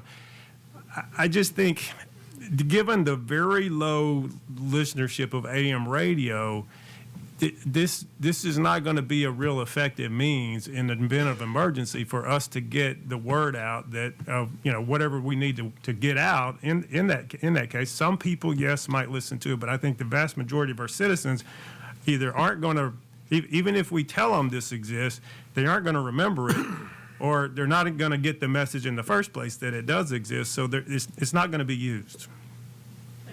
Onto that, since it was a comment? Yes, go ahead. So I understand what you're saying, and I believe that certain of all, we have a responsibility to educate our population. And certainly a massive, aggressive campaign is what we would embark upon. But also during times of crises, there are studies that show that residents do typically tune to their local radio station for real-time information that they can trust. And the third option for us is, I'm sure that all of you have vacations somewhere along the beach where you see airplanes flying, dragging little banners that say, eat at so-and-so, or whatever they're particularly advertising. That's an avenue that's readily available for us in this county as well as anywhere, practically in the United States. And within 48 hours, we could have a plane up flying with a banner that said, tune to AM 950 during these crises. That would gather people's attention very quickly to be able to tune to that station. And obviously, when they started hearing the information that we were provided, they would want to continue to tune into that channel in order to receive the critical information that they need. Thank you, Mr. Chairman. Thank you, Chair Mary Smith. While I can totally appreciate the emergency communications, which I think is great that we can do that, I am concerned about, several things. One of which is that just going into the radio business, it seems like a pretty significant undertaking. And so I think there's a reason that county governments don't do this. I did check the FCC and I did check the entire state of Tennessee. I couldn't find any other municipally owned radio stations in the state. I'm also concerned because I do think that while getting the information out there is really important, this is a big expense. And I know we haven't been able to see the expenses, and I don't know anybody who'd be willing to buy a commercial business, without being able to see the last 3 to 5 years of operating expenses to know what the costs really are for repair, replacement, engineering costs, are there legal costs that we have to consider. So I think there's a lot of expenses that we have to think about. And in the spirit of the ARPA funds, it feels like most of the time we're doing it where it's a one-time thing, where we're doing, expanding upon our existing emergency communications. So I would see that that actually is a way to use those ARPA funds to the benefit of the citizens. I also, I did ask if we'd actually reached out to the other stations in the area, and there are two. We actually have another one right here in Franklin, WHEW 1380 AM. It is a Spanish-speaking station, but I'm sure if we wanted to make an agreement with them, we could probably get out any information that we need to there. And there's also another one, WNSR 560 AM, which has a tower and a transmitter right in Brentwood, which I'm sure that would reach our citizens also. So I do think there are alternatives to using AM frequency to get out information to those people who do have AM radios, as you mentioned. But with the valuation, I kind of feel like it was a little bit unfair. It's a commercial radio station, so it's a for-profit. So even though we're getting it a great deal, we're not running it for profit. So it's going to be a cost to our taxpayers year over year. So even if we turned around and we sold it, and as it said in the valuation, AM stations are starting to erode. Their values are starting to erode. So I don't even know that we could possibly sell it for what we're spending on it and what's going to cost us every year to operate. So I have a lot of concerns with moving forward with this particular purchase. So I would say, first of all, that we're not buying a radio station, and that is a common misconception out there. Our purpose is not to run a radio station as it is today. And you're right, local governments do not run radio stations. We are buying a radio license, which gives us the capability to use that license to inform our community in times of disaster of information that they need to know. I can't speak to the evaluation. Certainly, you're right that its valuation is based on receiving money in, and certainly that's not what the county is interested in doing, is receiving any kind of funds from outside sponsors or those kinds of things, because again, we're not running a radio station. I will say that as far as excuse me, get choked up here. As far as the ability to use the radio station for the purpose in which it's intended, we're really talking about a low cost of ongoing expenses. I don't think that Creed is here tonight with WCTV, but he has indicated from an operational standpoint, he needs no other resources than he presently has today, at least at the present time. Now, if we expanded the use of that system and how it's being used across the county in future times, there might be other operational needs. But outside of the ongoing cost for the electricity and those kinds of things, we really don't have a large expense with this particular resource. With our purchase of this tower, we're also buying a brand new transmitter with it, and the existing transmitter would go into a backup. So that new transmitter is about $50,000. That's an expense that should last us for quite some time. We're not renting the building that it's currently in or any of those costs. We're only having a tower rental to go along with the electricity cost, and we would be responsible for managing that. In our present budget, we can absorb the cost of that with our present budget. Certainly, we would be asking for those small funds in future budget years to continue the operation of the station. But my understanding, if you're running this, you have certain regulations you have to meet. Like FCC is pretty, there's the licensings and the regulations and the paperwork, making sure you're always in compliance with FCC. That's another, piece of the puzzle here that we have to consider. Because if we don't have somebody on staff that knows all those FCC regulations, we're going to have to make sure that we have legal counsel or someone else also looking into that. So I don't know all the ins and outs. I have learned a lot. Thank you, Bill, for all the information that you've given us. But I just don't think the county has the business going into the radio broadcasting business. But. Commissioner Hester. Thank you, Mr. Chairman. I've lived in Williamson County for quite a few years. I've experienced ice storms. I've experienced straight-line winds. I've experienced tornadoes. I've experienced the horrific flood of 2010. Communication was totally vital during those times. I do have constituents who do not have cell phones. They don't have that kind of fortune, either from being in their location. Some of them are probably doing pretty good to have a landline. However, I ask you about the Gatlinburg fires. I ask you about Lahana and the horror that took place there. People lost their lives. They needed to be informed about emergency information. There were people swimming in the ocean for 5 hours trying to save their lives. Could they have gone somewhere else if they had known a place to go? We also had the Christmas disaster with AT&T. I could get no communication at that time because the downtown Nashville AT&T service blew up because of a terrorist. There are trees in this county. They blow down on the electric lines all the time.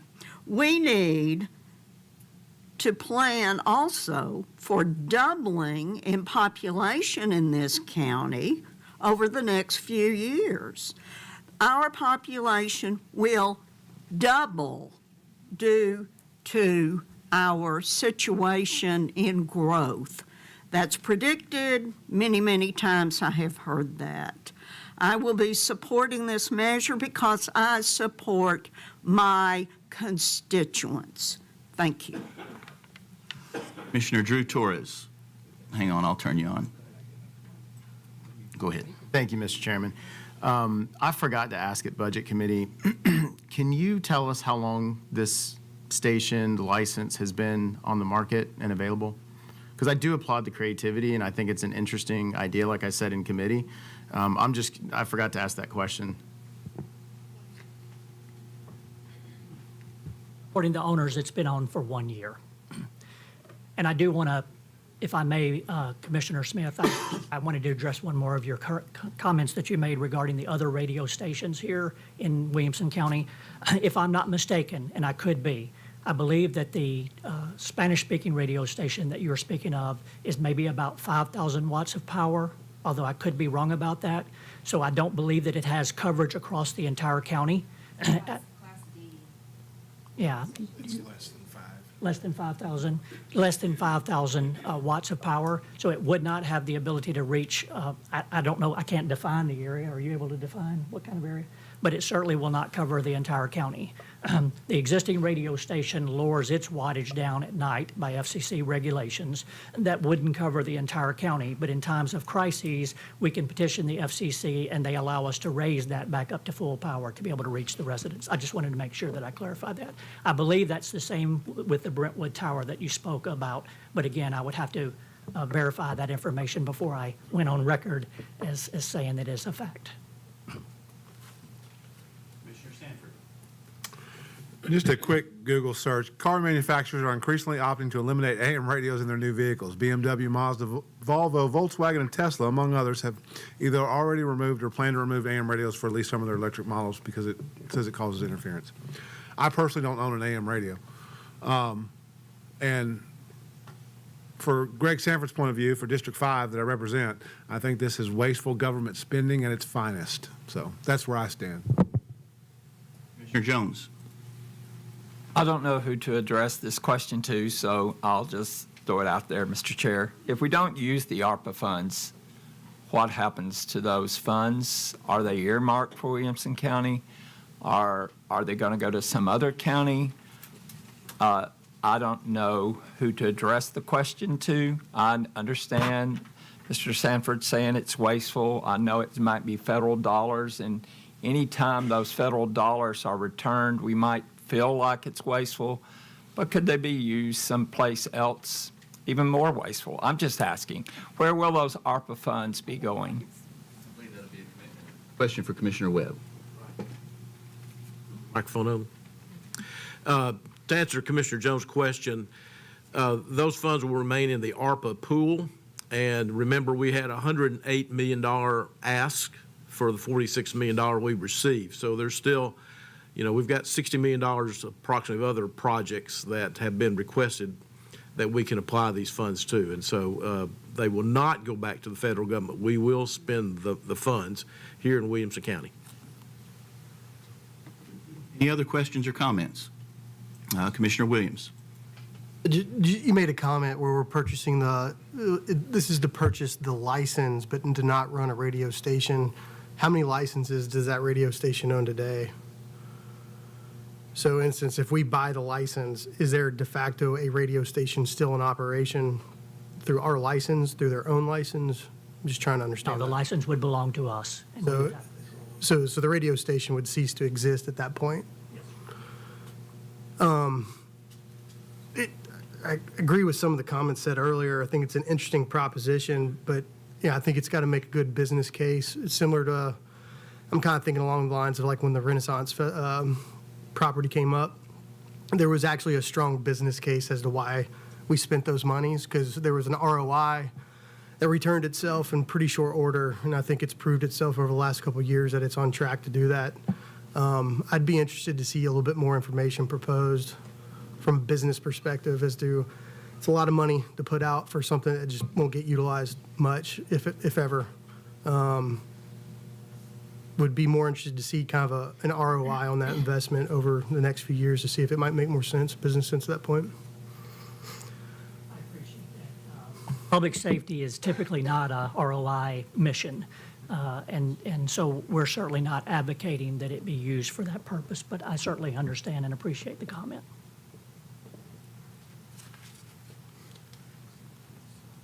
Esther?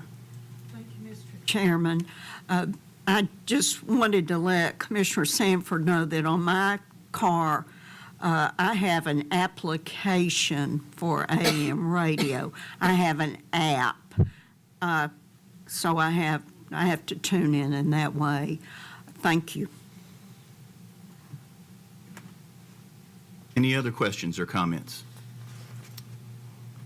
Before we go to vote, I just want to remind everyone that two of the three committees did approve this with an amendment to defer, but no one has made a motion tonight to defer.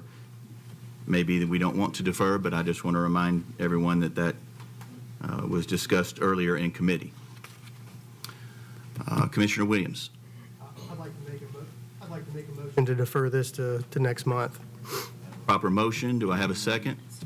And that would not be next month, that would be January. Commissioner Williams, is that? Yeah. I have a proper motion to defer this to January. Do I have a second? Second. Do a voice vote or? You can. Are you loading the vote or should I do voice? She's got it. She's got it, okay. Commissioner Sanford on the amendment.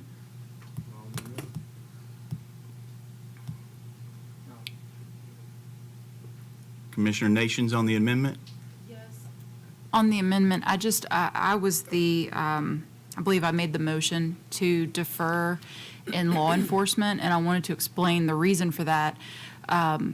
I had questions about the ARPA funds. I was under the impression that they were all already allocated, so I didn't want to move forward with a vote, not knowing if the ARPA funds were actually available for allocation.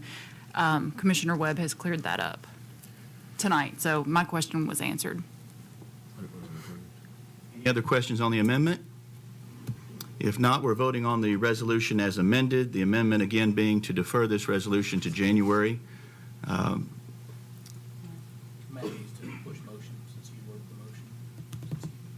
Yeah, again, the motion came from Commissioner Williams. Yeah. All right, if you're ready to vote on the amendment, again, if you're in favor of deferring this resolution to January, signify by pressing your yes button. If you're opposed, your no.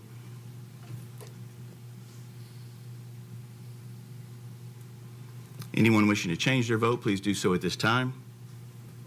Record the vote, please, Mr. Whidbey. 9 yes, 12 no, 1 abstain. Fails. We're now back to the resolution. Any questions on the resolution? I believe. Okay. Wait for the board to clear.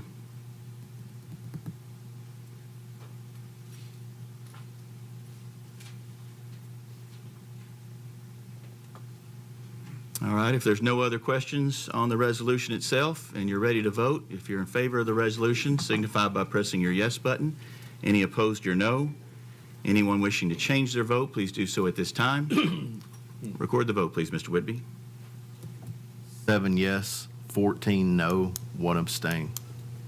Resolution fails.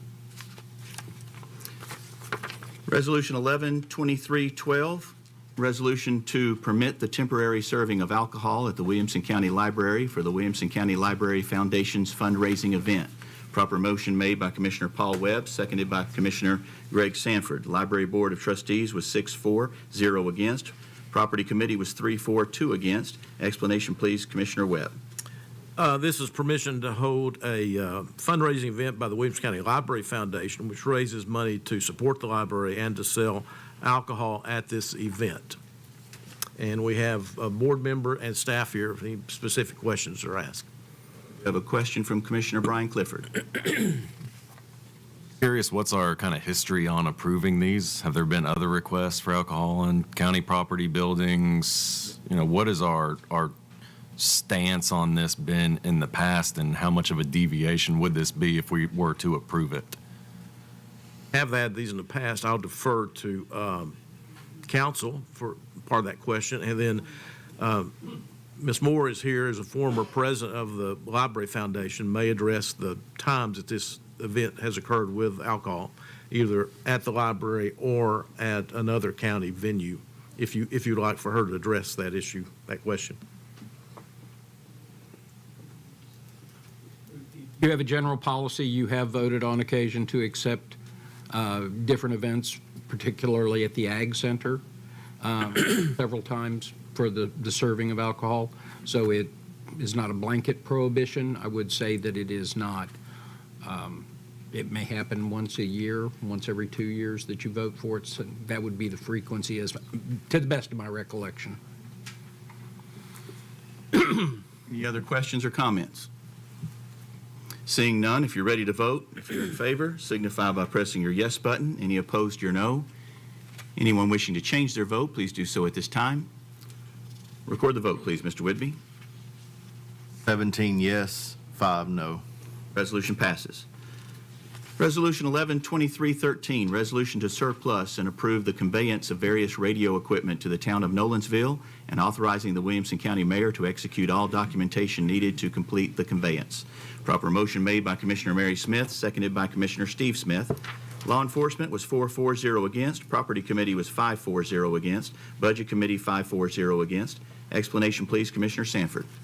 These are surplus radios, I believe, from the sheriff's office, and we are giving them to Nolensville in exchange for $40,000. Questions? Seeing none, if you're ready to vote, if you're in favor, signify by pressing your yes button. Any opposed, your no. Anyone wishing to change their vote, please do so at this time. Record the vote, please, Mr. Whitby. 22 yes, 0 no. Resolution passes. Resolution 112314, resolution declaring certain county-owned weapons and miscellaneous parts, personal property, and equipment as surplus to be exchanged with a licensed and qualified law enforcement weapons dealer. Proper motion made by Commissioner Steve Smith, seconded by Commissioner Lisa Hayes. Law Enforcement Public Safety was 4-4-0 against. Explanation, please, Commissioner Greg Sanford. These are older firearms and pieces and parts and everything else in between, as you can see in the list, that we will be trading in for newer equipment for our deputies. Any questions? Seeing none, if you're ready to vote, if you're in favor, signify by pressing your yes button. Any opposed, your no. Anyone wishing to change their vote, please do so at this time. Record the vote, please, Mr. Whitby. 22 yes, 0 no. Resolution passes. Resolution 112315, resolution to overrule the denial of the City of Franklin Planning Department's action regarding the new Williamson County Archives building.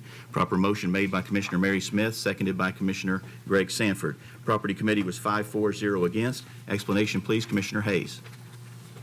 I'm going to defer this one to Jeff because I think Bobby had the information on this. Bobby is here, so we'll let him explain that. Bobby, my friend.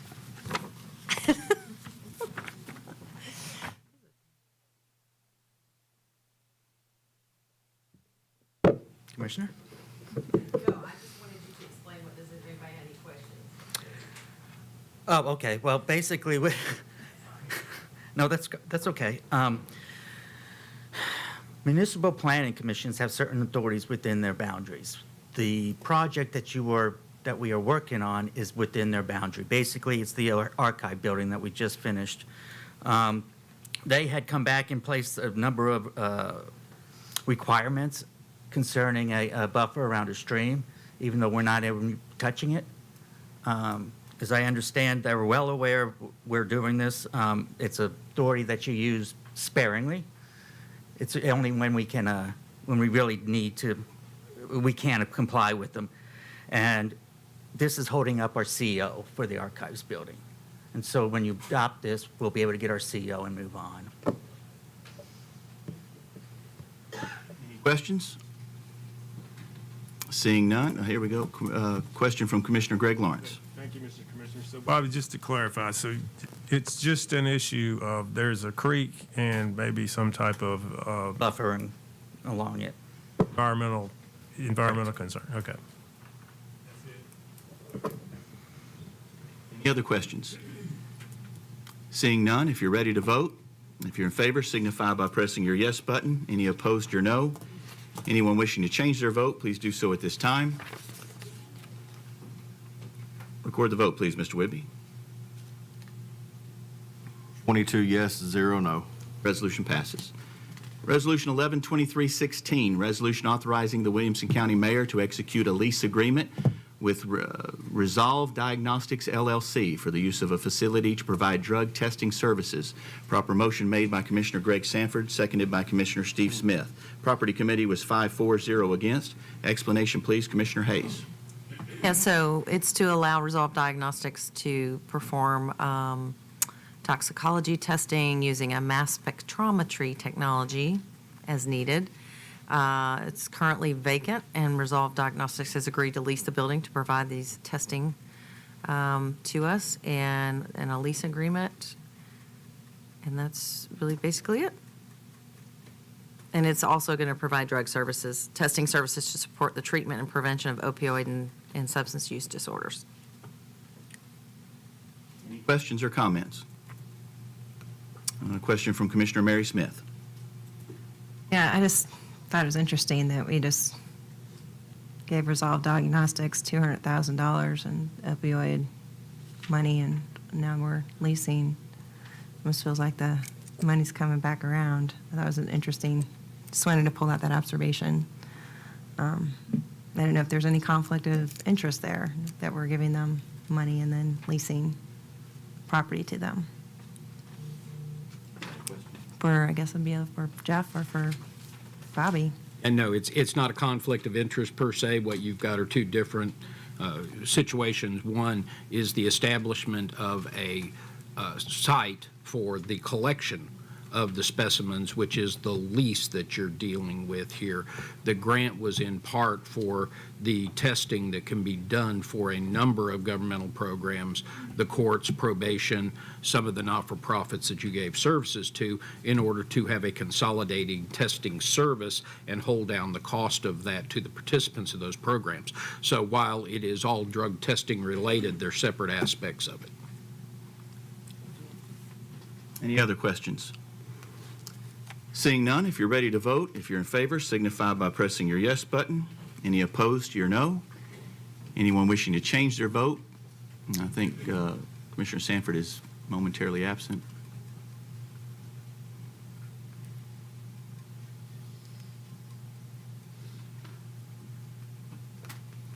Record the vote, please, Mr. Whitby. 21 yes, 0 no. Resolution passes. Resolution 112318, resolution amending the rules, regulations, and procedures of the Williamson County Board of Commissioners concerning notice and nominations for vacancies. Proper motion, waiting for one, made by Commissioner Mary Smith, seconded by Commissioner Lisa Hayes. The Rules Committee was 5-4-0 against as amended. Explanation, please, Commissioner Mary Smith.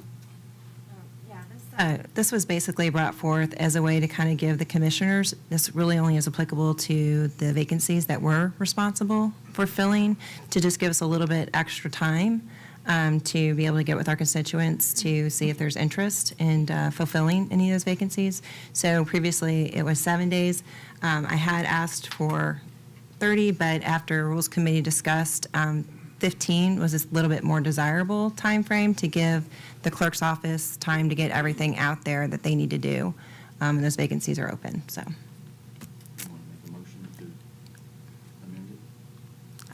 Yes, I'll go ahead and make a motion to amend to the 15 days. Motion made. Do I hear a second? Second by Commissioner Greg Lawrence. Any questions on the amendment? I have a question from Commissioner Brian Clifford. Allow, first, what would this do for the vacancy we just talked about with the sheriff's vacancy, January 1st? And then second, I think I heard some comments earlier that we have up to 120 days to make a decision. Would this shorten that window? I guess it would make it a mandatory waiting period versus an allowable waiting period. I'm kind of balancing that. Those are my two questions. I'll defer to Jeff, but I don't believe it would impact in this case because it's just the 15 days. This is the notice you have to give in advance of meeting that obligation to fill the vacancy. So it doesn't change your 120 days. In terms of the specific vacancy that will occur January 1st, it would mean that you could not you could not appoint a successor at the January meeting because you wouldn't be able to get 15 days notice from the time of the vacancy prior to the January meeting. It would automatically push that appointment to at least February. And quite honestly, this year, because of the way the calendar falls, I think your meeting in January is on the 8th anyway. So it would have been very difficult, even with a 7-day notice, to get that in after the vacancy but prior to the meeting. So as a practical matter, I don't think you would have much impact on that appointment. But it could have if you had a meeting on, say, the 10th of the month and a vacancy at the beginning of the month. Under the current rule of 7 days, you could publish that and appoint at that county commission meeting. This would push that back at least 1 month. I have a follow-up, Chairman, if you'll allow me. I've not been here for an appointment or a vacancy. Did the Rules Committee discuss what the problem was that this is going to fix, and what was that discussion like? And I'm sorry, I missed that committee meeting. Yeah, no problem. So basically, the discussion was around getting more time to engage with the public to be able to collect their nominee forms. So if somebody was interested in replacing or taking part, that we would get a little bit more time to be able to let people in our area know. I've had quite a few people in my area that have said that they would be very interested in serving on a committee or any sort of way in our local government. So sometimes the 7 days can be tough to get that information out, get them the nominee form, and then gather that. So just wanted to give a little extra time for us to be able to engage with our constituents when those vacancies are open. Any other questions on the amendment? If not, if you're ready to vote on the amendment, again, this will be amending Resolution 112318 from its previously stated 30-day notice to 15 days. If you're in favor of amending this resolution in that manner, signify by pressing your yes button. If you're opposed, signify by pressing your no button. Anyone wishing to change their vote, please do so at this time. Record the vote, please, Mr. Whitby. 20 yes, 2 no. Amendment passes. We're on to the resolution as amended. Any questions on the resolution as amended? If not, and you're ready to vote, if you're in favor, signify by pressing your yes button. I think we already had the motions and the seconds, so signify by pressing your yes button if you're in favor, your no if you're against. Anyone wishing to change their vote, please do so at this time. Record the vote, please, Mr. Whitby. 18 yes, 4 no. Resolution passes. Resolution 112319, resolution amending the rules, regulations, and procedures of the Williamson County Board of Commissioners concerning the date and time of the Board of Commissioners' regularly scheduled meeting. Proper motion made by Commissioner Mary Smith, seconded by Commissioner Steve Smith. Rules Committee was 5-4, 0 against. Explanation, please, Commissioner Smith. Mary Smith. Yes, this was a carryover from the last Rules Committee to set a date for that second budget meeting. So I don't know if y'all remember the conversations we had around that, but we actually ended up landing on the 4th Thursday of the month. And we did defer this for 1 month to get a little bit more feedback from Jeff Whitby to see if he would be okay with that. And he said that he would be okay with it if everybody would get electronic documents for that second meeting. So that would save him and his staff some time for putting them together. And I don't know, if Jeff, if you want to add anything to that. Yeah, thanks, Commissioner. The timeline for that does make it a little more difficult when we do receive the things in. So and Commissioner Smith is right, I did mention that it would be easier for electronic because it is so much easier when I scan the packet in and send it to y'all than making all the copies. I will add to that, Commissioner Smith, though, I have no problem mailing the packet to you, but it may be at a later thing. Like I can go ahead and present the packet material to you electronically, and then I can say, hey, if you would like a hard copy, I'll be more than happy to get it to you. It just may be the next day before it goes in the mail. So that's my concern with that, is the turnaround time. Because now, just on a normal meeting, I get all my information. Basically, it kind of goes out to me the Tuesday before your meeting, and that same day I scan or make all y'all's copies and send them out. I foresee that's kind of the same way this meeting would be, that I'll kind of receive the information the same day that I have to send it out. And just for time constraints and the importance of that budget information, I would like to be able to send it electronically so I get it by the deadline. And then if you want it hard copy, I'll be more than happy to mail it to you. But I want to make sure that y'all can get the information in the quickest fashion, which is scanning it in and sending it electronically, which I do to y'all. Y'all get all the packets now anyway.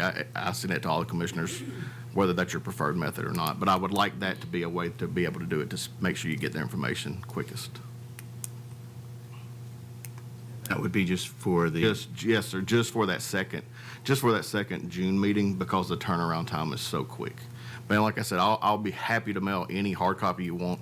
That way, that one just helps me meet the deadline of when it needs to come to you. Herbert. Yeah, I'd like to ask Phoebe. She's the one that has to do a lot of the work also to prepare for those meetings. And I know it is a lot of work for her in her office, and I'd like to just know from her which is better.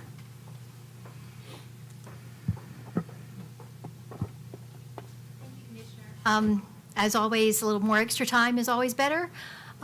Is it doable? Yes. Will it require us to move everything up a week or so? It will. So we will have to start asking for information from the individual departments a little bit earlier than normal.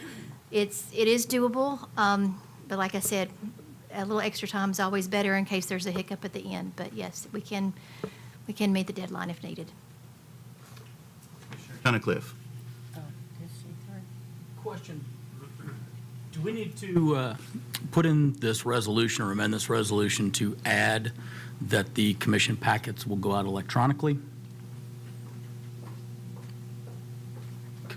Council? Yeah, I'm thinking through. I don't know that you can limit that to only electronic if somebody still wanted it by USPS.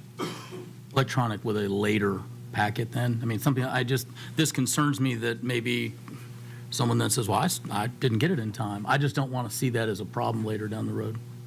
Yeah, I think that you could certainly amend it to say that policies will be developed to allow electronic transmission to those commissioners willing to receive it in that way. I think that'd be fine. So you would be designating in the resolution that that would be official transmission of the packet by electronics. My question is whether all 24 people want to receive it that way, and if they have the capability of doing that, or whether or not you'd be creating a problem there. That's my only question. Thank you.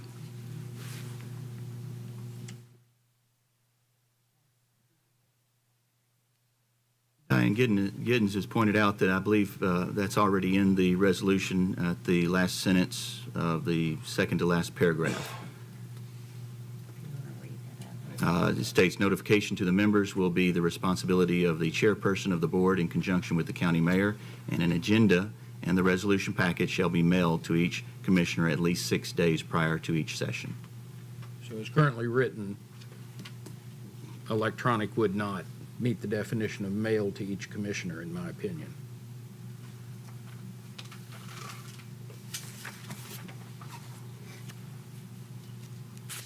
Further follow-up, Commissioner Tunnicliffe, or? Okay. Commissioner Jennifer Mason? Thank you. Two things. One, just putting on my lawyer hat for a minute, instead of saying mailed, could it say provided, which is a broad term, which at that point would encompass any type of whether they pick it up in the office, it's USPS or email, to address any of those problems?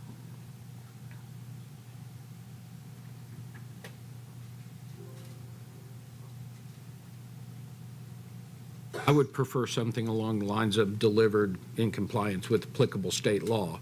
That way, we can look at whether or not electronics would meet the requirements of the statute. That would give you more flexibility. Second, it's been a while, but this came about because of my probably complaining. And so I just want to provide some background for those that don't remember my soapbox. My concern was, number one, with having the second meeting in June, is that it really runs up to the 4th of July holiday, which involves a lot of vacations. I know myself, I've missed the last two second June meetings because of the way my family takes a vacation. And that was what initially started this conversation. I also recall several years ago when I first came on the commission, we did our budget meeting in July, and it was a full day meeting for the entire month of July. We handled all the business. I know we moved it to June because we need to have a budget passed by July 1st. Originally, my thought process was, can we just go to one meeting in June, do the all-day meeting again in June, rather than meeting twice? And I think this was kind of the compromise that came out of it, is that we would still have two meetings in June. We would just move it up to the third week in June to not butt up against that July 4th holiday. So that's just a little background for those of you that are sitting there going, why are we even having this discussion? Why are we screwing around with the date? That is where that came from. I'm happy to make a motion to amend to add or change the verbiage according to our attorney. That would say, instead of shall be mailed, shall be delivered to each commissioner in compliance with Tennessee statutes, applicable statutes. Commissioner Richards. I was wondering if we should have a motion to defer this. Would it be more efficient for it to go back to committee? We already deferred it once. No. You can defer it again, though, right? Commissioner. Motion to defer. Okay. I have a motion to defer. Do I hear a second? Who'd that come from? Second from Commissioner Graves. So a proper motion and a second. Do you have, Commissioner Richards, a date in mind that you're deferring it to? January. To January? And you're okay with that, Commissioner Graves, on your second? They added the date of January. You're okay with that on your second? So we have a proper motion and a second to defer this resolution to January. Questions on the amendment? Commissioner Landrum on the amendment? Mine is not on the amendment. Okay, we'll come back to you. Commissioner Mary Smith on the amendment? Just a reminder that if it's not passed this month and we defer it to January, you have to have 2/3 to pass it in January. Just a reminder. Commissioner Jones on the amendment? Same thing Mary said. Okay. 2/3 in January instead of a majority vote tonight. Mason on the amendment? Just I also would like to point out, if we defer it till January, we are putting all the departments in a really hard position, because if we're going to implement this change, it speeds up the budget process by a week, and we start working on the budget come January. So that's putting all the finance especially in a really hard position. So I would just, my vote would be no for that reason. Second agrees? I'm new. Commissioner Richards has withdrawn his motion, and Commissioner Graves has agreed to withdraw the second. So we're back to the resolution at hand. Questions on the resolution, going back to David Landrum. Yeah, I just wanted to make it clear that I want mine printed, please. I think authority knew that. I wanted to print a copy. Thank you. Mr. Bigby would like to. Yeah, I just want to make a statement. I really appreciate what Commissioner Smith was trying to do, but I can promise you, you will get your packet be it electronically, by mail, however you want to do it. Commissioner Smith was trying to help me, and I get that, and I appreciate that. But I do, in all honesty, want to say you will get your packet the same way that you receive it now by the deadline that it will go out. So I appreciate what Commissioner Smith was trying to help, but I promise you, you will get, it is our job in the clerk's office, you will get your packet the same way you receive it now, in the timely manner you're supposed to. Thank you. Commissioner Guffey. This was just a question about Commissioner Mason's amendment to the language. Does that have to be voted on, or we just are voting on it with that amendment to the language? Proper motion on it, but what are your thoughts, council? Question again, I was trying to look at The changing of the wording. Do you feel more comfortable if we make an amendment and change that wording? She made that amendment. She didn't get a second, though. Well, I didn't recognize it as a motion to amend. Do you wish to make a motion to amend, Commissioner Mason? Given Mr. Graves. Oh, my gosh. We're both Jeffs. Yes, they're both Jeffs. Mr. Whidby's statements, I don't think it's necessary or needed at this point. Commissioner Smith? Steve Smith? Okay. Any other questions on Resolution 11-2319? Seeing none, if you're ready to vote, if you're in favor, signify by pressing your yes button. Any opposed, your no. Anyone wishing to change their vote, please do so at this time. Commissioner Jones, record the vote, please, Mr. Whidby. 16 yes, 6 no. Resolution passes. Resolution 11-2320, a resolution amending the rules, regulations, and procedures of the Williamson County Board of Commissioners to establish a legislative standing committee to review, study, and monitor state legislation related to local governments. Proper motion made by Commissioner Mary Smith, seconded by Commissioner Drew Torres. The Rules Committee was 4 for, 1 against. Steering Committee did not have a quorum and did not meet. Explanation, please, Commissioner Mary Smith. Yes, so the purpose of this resolution is to create a new standing committee that would allow the commission to get together and discuss any sort of state legislation that they would be interested in proposing at the next general session. So we want to basically create an open public forum that allows more public engagement around some of the challenges that we're faced when we have to do these private acts with the state. So this legislative committee is something that I discovered from Sumner County. Sumner County's had a legislative committee for quite a while. It says it's been very successful.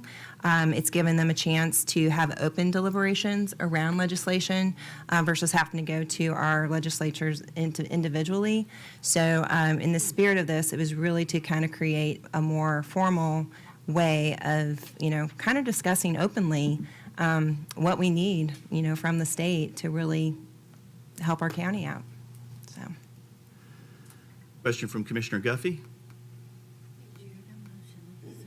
It's my understanding that we have regularly monthly policy talks with, that are available with all of our representatives in the county.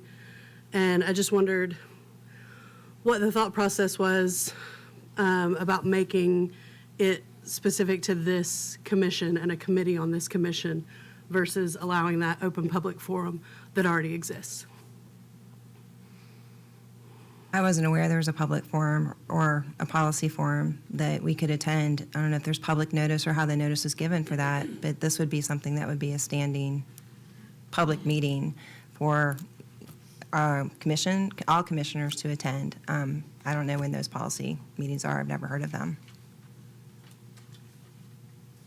Commissioner Aiello. I'd like to make a motion to defer to January on this particular resolution to allow questions to be asked of legal counsel as to what role this committee could actually serve in its relationship with the legislature, and provide that feedback both to the committee as well as the commissioners who might have questions about the interplay between county government and state legislature.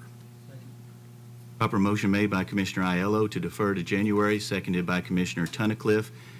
Commissioner Webb, question on the amendment? No. Commissioner Mason, question on the amendment? No. Commissioner Lawrence, question on the amendment? Just to comment, same thing. I think that we commented about earlier, this would require 2/3, correct? If we defer to January. Other questions on the amendment? Seeing and hearing none, I assume we're ready to vote. If you're in favor of the amendment to defer this resolution to January, signify by pressing your yes button. Any opposed, your no. Anyone wishing to change their vote, please do so at this time. Record the vote, please, Mr. Whitby. 15 yes, 7 no. Passes, so do we, It's deferred to January. so we don't need to vote. That resolution is deferred to January. Moving on to late filed resolution 112322, resolution authorizing the Williamson County Mayor to execute a 23-24 grant agreement with the State of Tennessee Department of Health for the provision of dental services at the Williamson County Health Department in an amount not to exceed $175,800. Proper motion made by Commissioner Steve Smith, seconded by Commissioner Tunnicliffe. Budget Committee was 5-4-0 against. Explanation, please, Commissioner Hester. Thank you, Mr. Chairman. This is an annual expense that we have for the dentist in Williamson County who provides services to individuals who cannot see a dentist on their own. It does not require any matching funds. It wasn't heard in committee because we didn't have a quorum. And it was late filed because the state of Tennessee got the information to the Department of Health late. Any questions or comments? Seeing none, if you're ready to vote, if you're in favor, signify by pressing your yes button. Any opposed, your no. Anyone wishing to change their vote, please do so at this time. Record the vote, please, Mr. Whitby. 22 yes, 0 no. Resolution passes. Late filed resolution 112323, resolution authorizing the Williamson County Mayor to execute an intergovernmental agreement with the metropolitan government of Nashville and Davidson County. Proper motion made by Commissioner Paul Webb, seconded by Commissioner Lisa Hayes. Any committees? No committees met on this? No. No committees met on this resolution. Explanation, please, Commissioner Webb. You see this is a late filed resolution because there's a deadline, but this is Metro Nashville received grants from the state, excuse me, and this will be used for the internet crimes against children, will be distributed to Middle Tennessee. If anyone has any questions on specifics, the sheriff is here to answer those. I have a question from Commissioner Mason. I actually have a comment. I work very closely with the ICAC unit here in Williamson County. The sheriff does a great job with this department. We have highly trained detectives that are constantly making cases on individuals that are perpetrating crimes against children in our county. And we really do have a department we can be proud of in that respect. Any other questions or comments? Seeing none, if you're ready to vote, if you're in favor, signify by pressing your yes button. Any opposed, your no. Anyone wishing to change their vote, please do so at this time. Commissioner Herbert? It's okay. Record the vote, please, Mr. Whitby. 22 yes, 0 no. Resolution passes. As you know, I usually thank the sheriff deputies every evening for standing while we sit and guarding us and all that they do. That also always includes the sheriff. He's been here for every meeting that I've attended in my 13 or 14 years as a commissioner. I want to thank him personally for his service. It's been an honor to serve with you, sir, and you will be missed.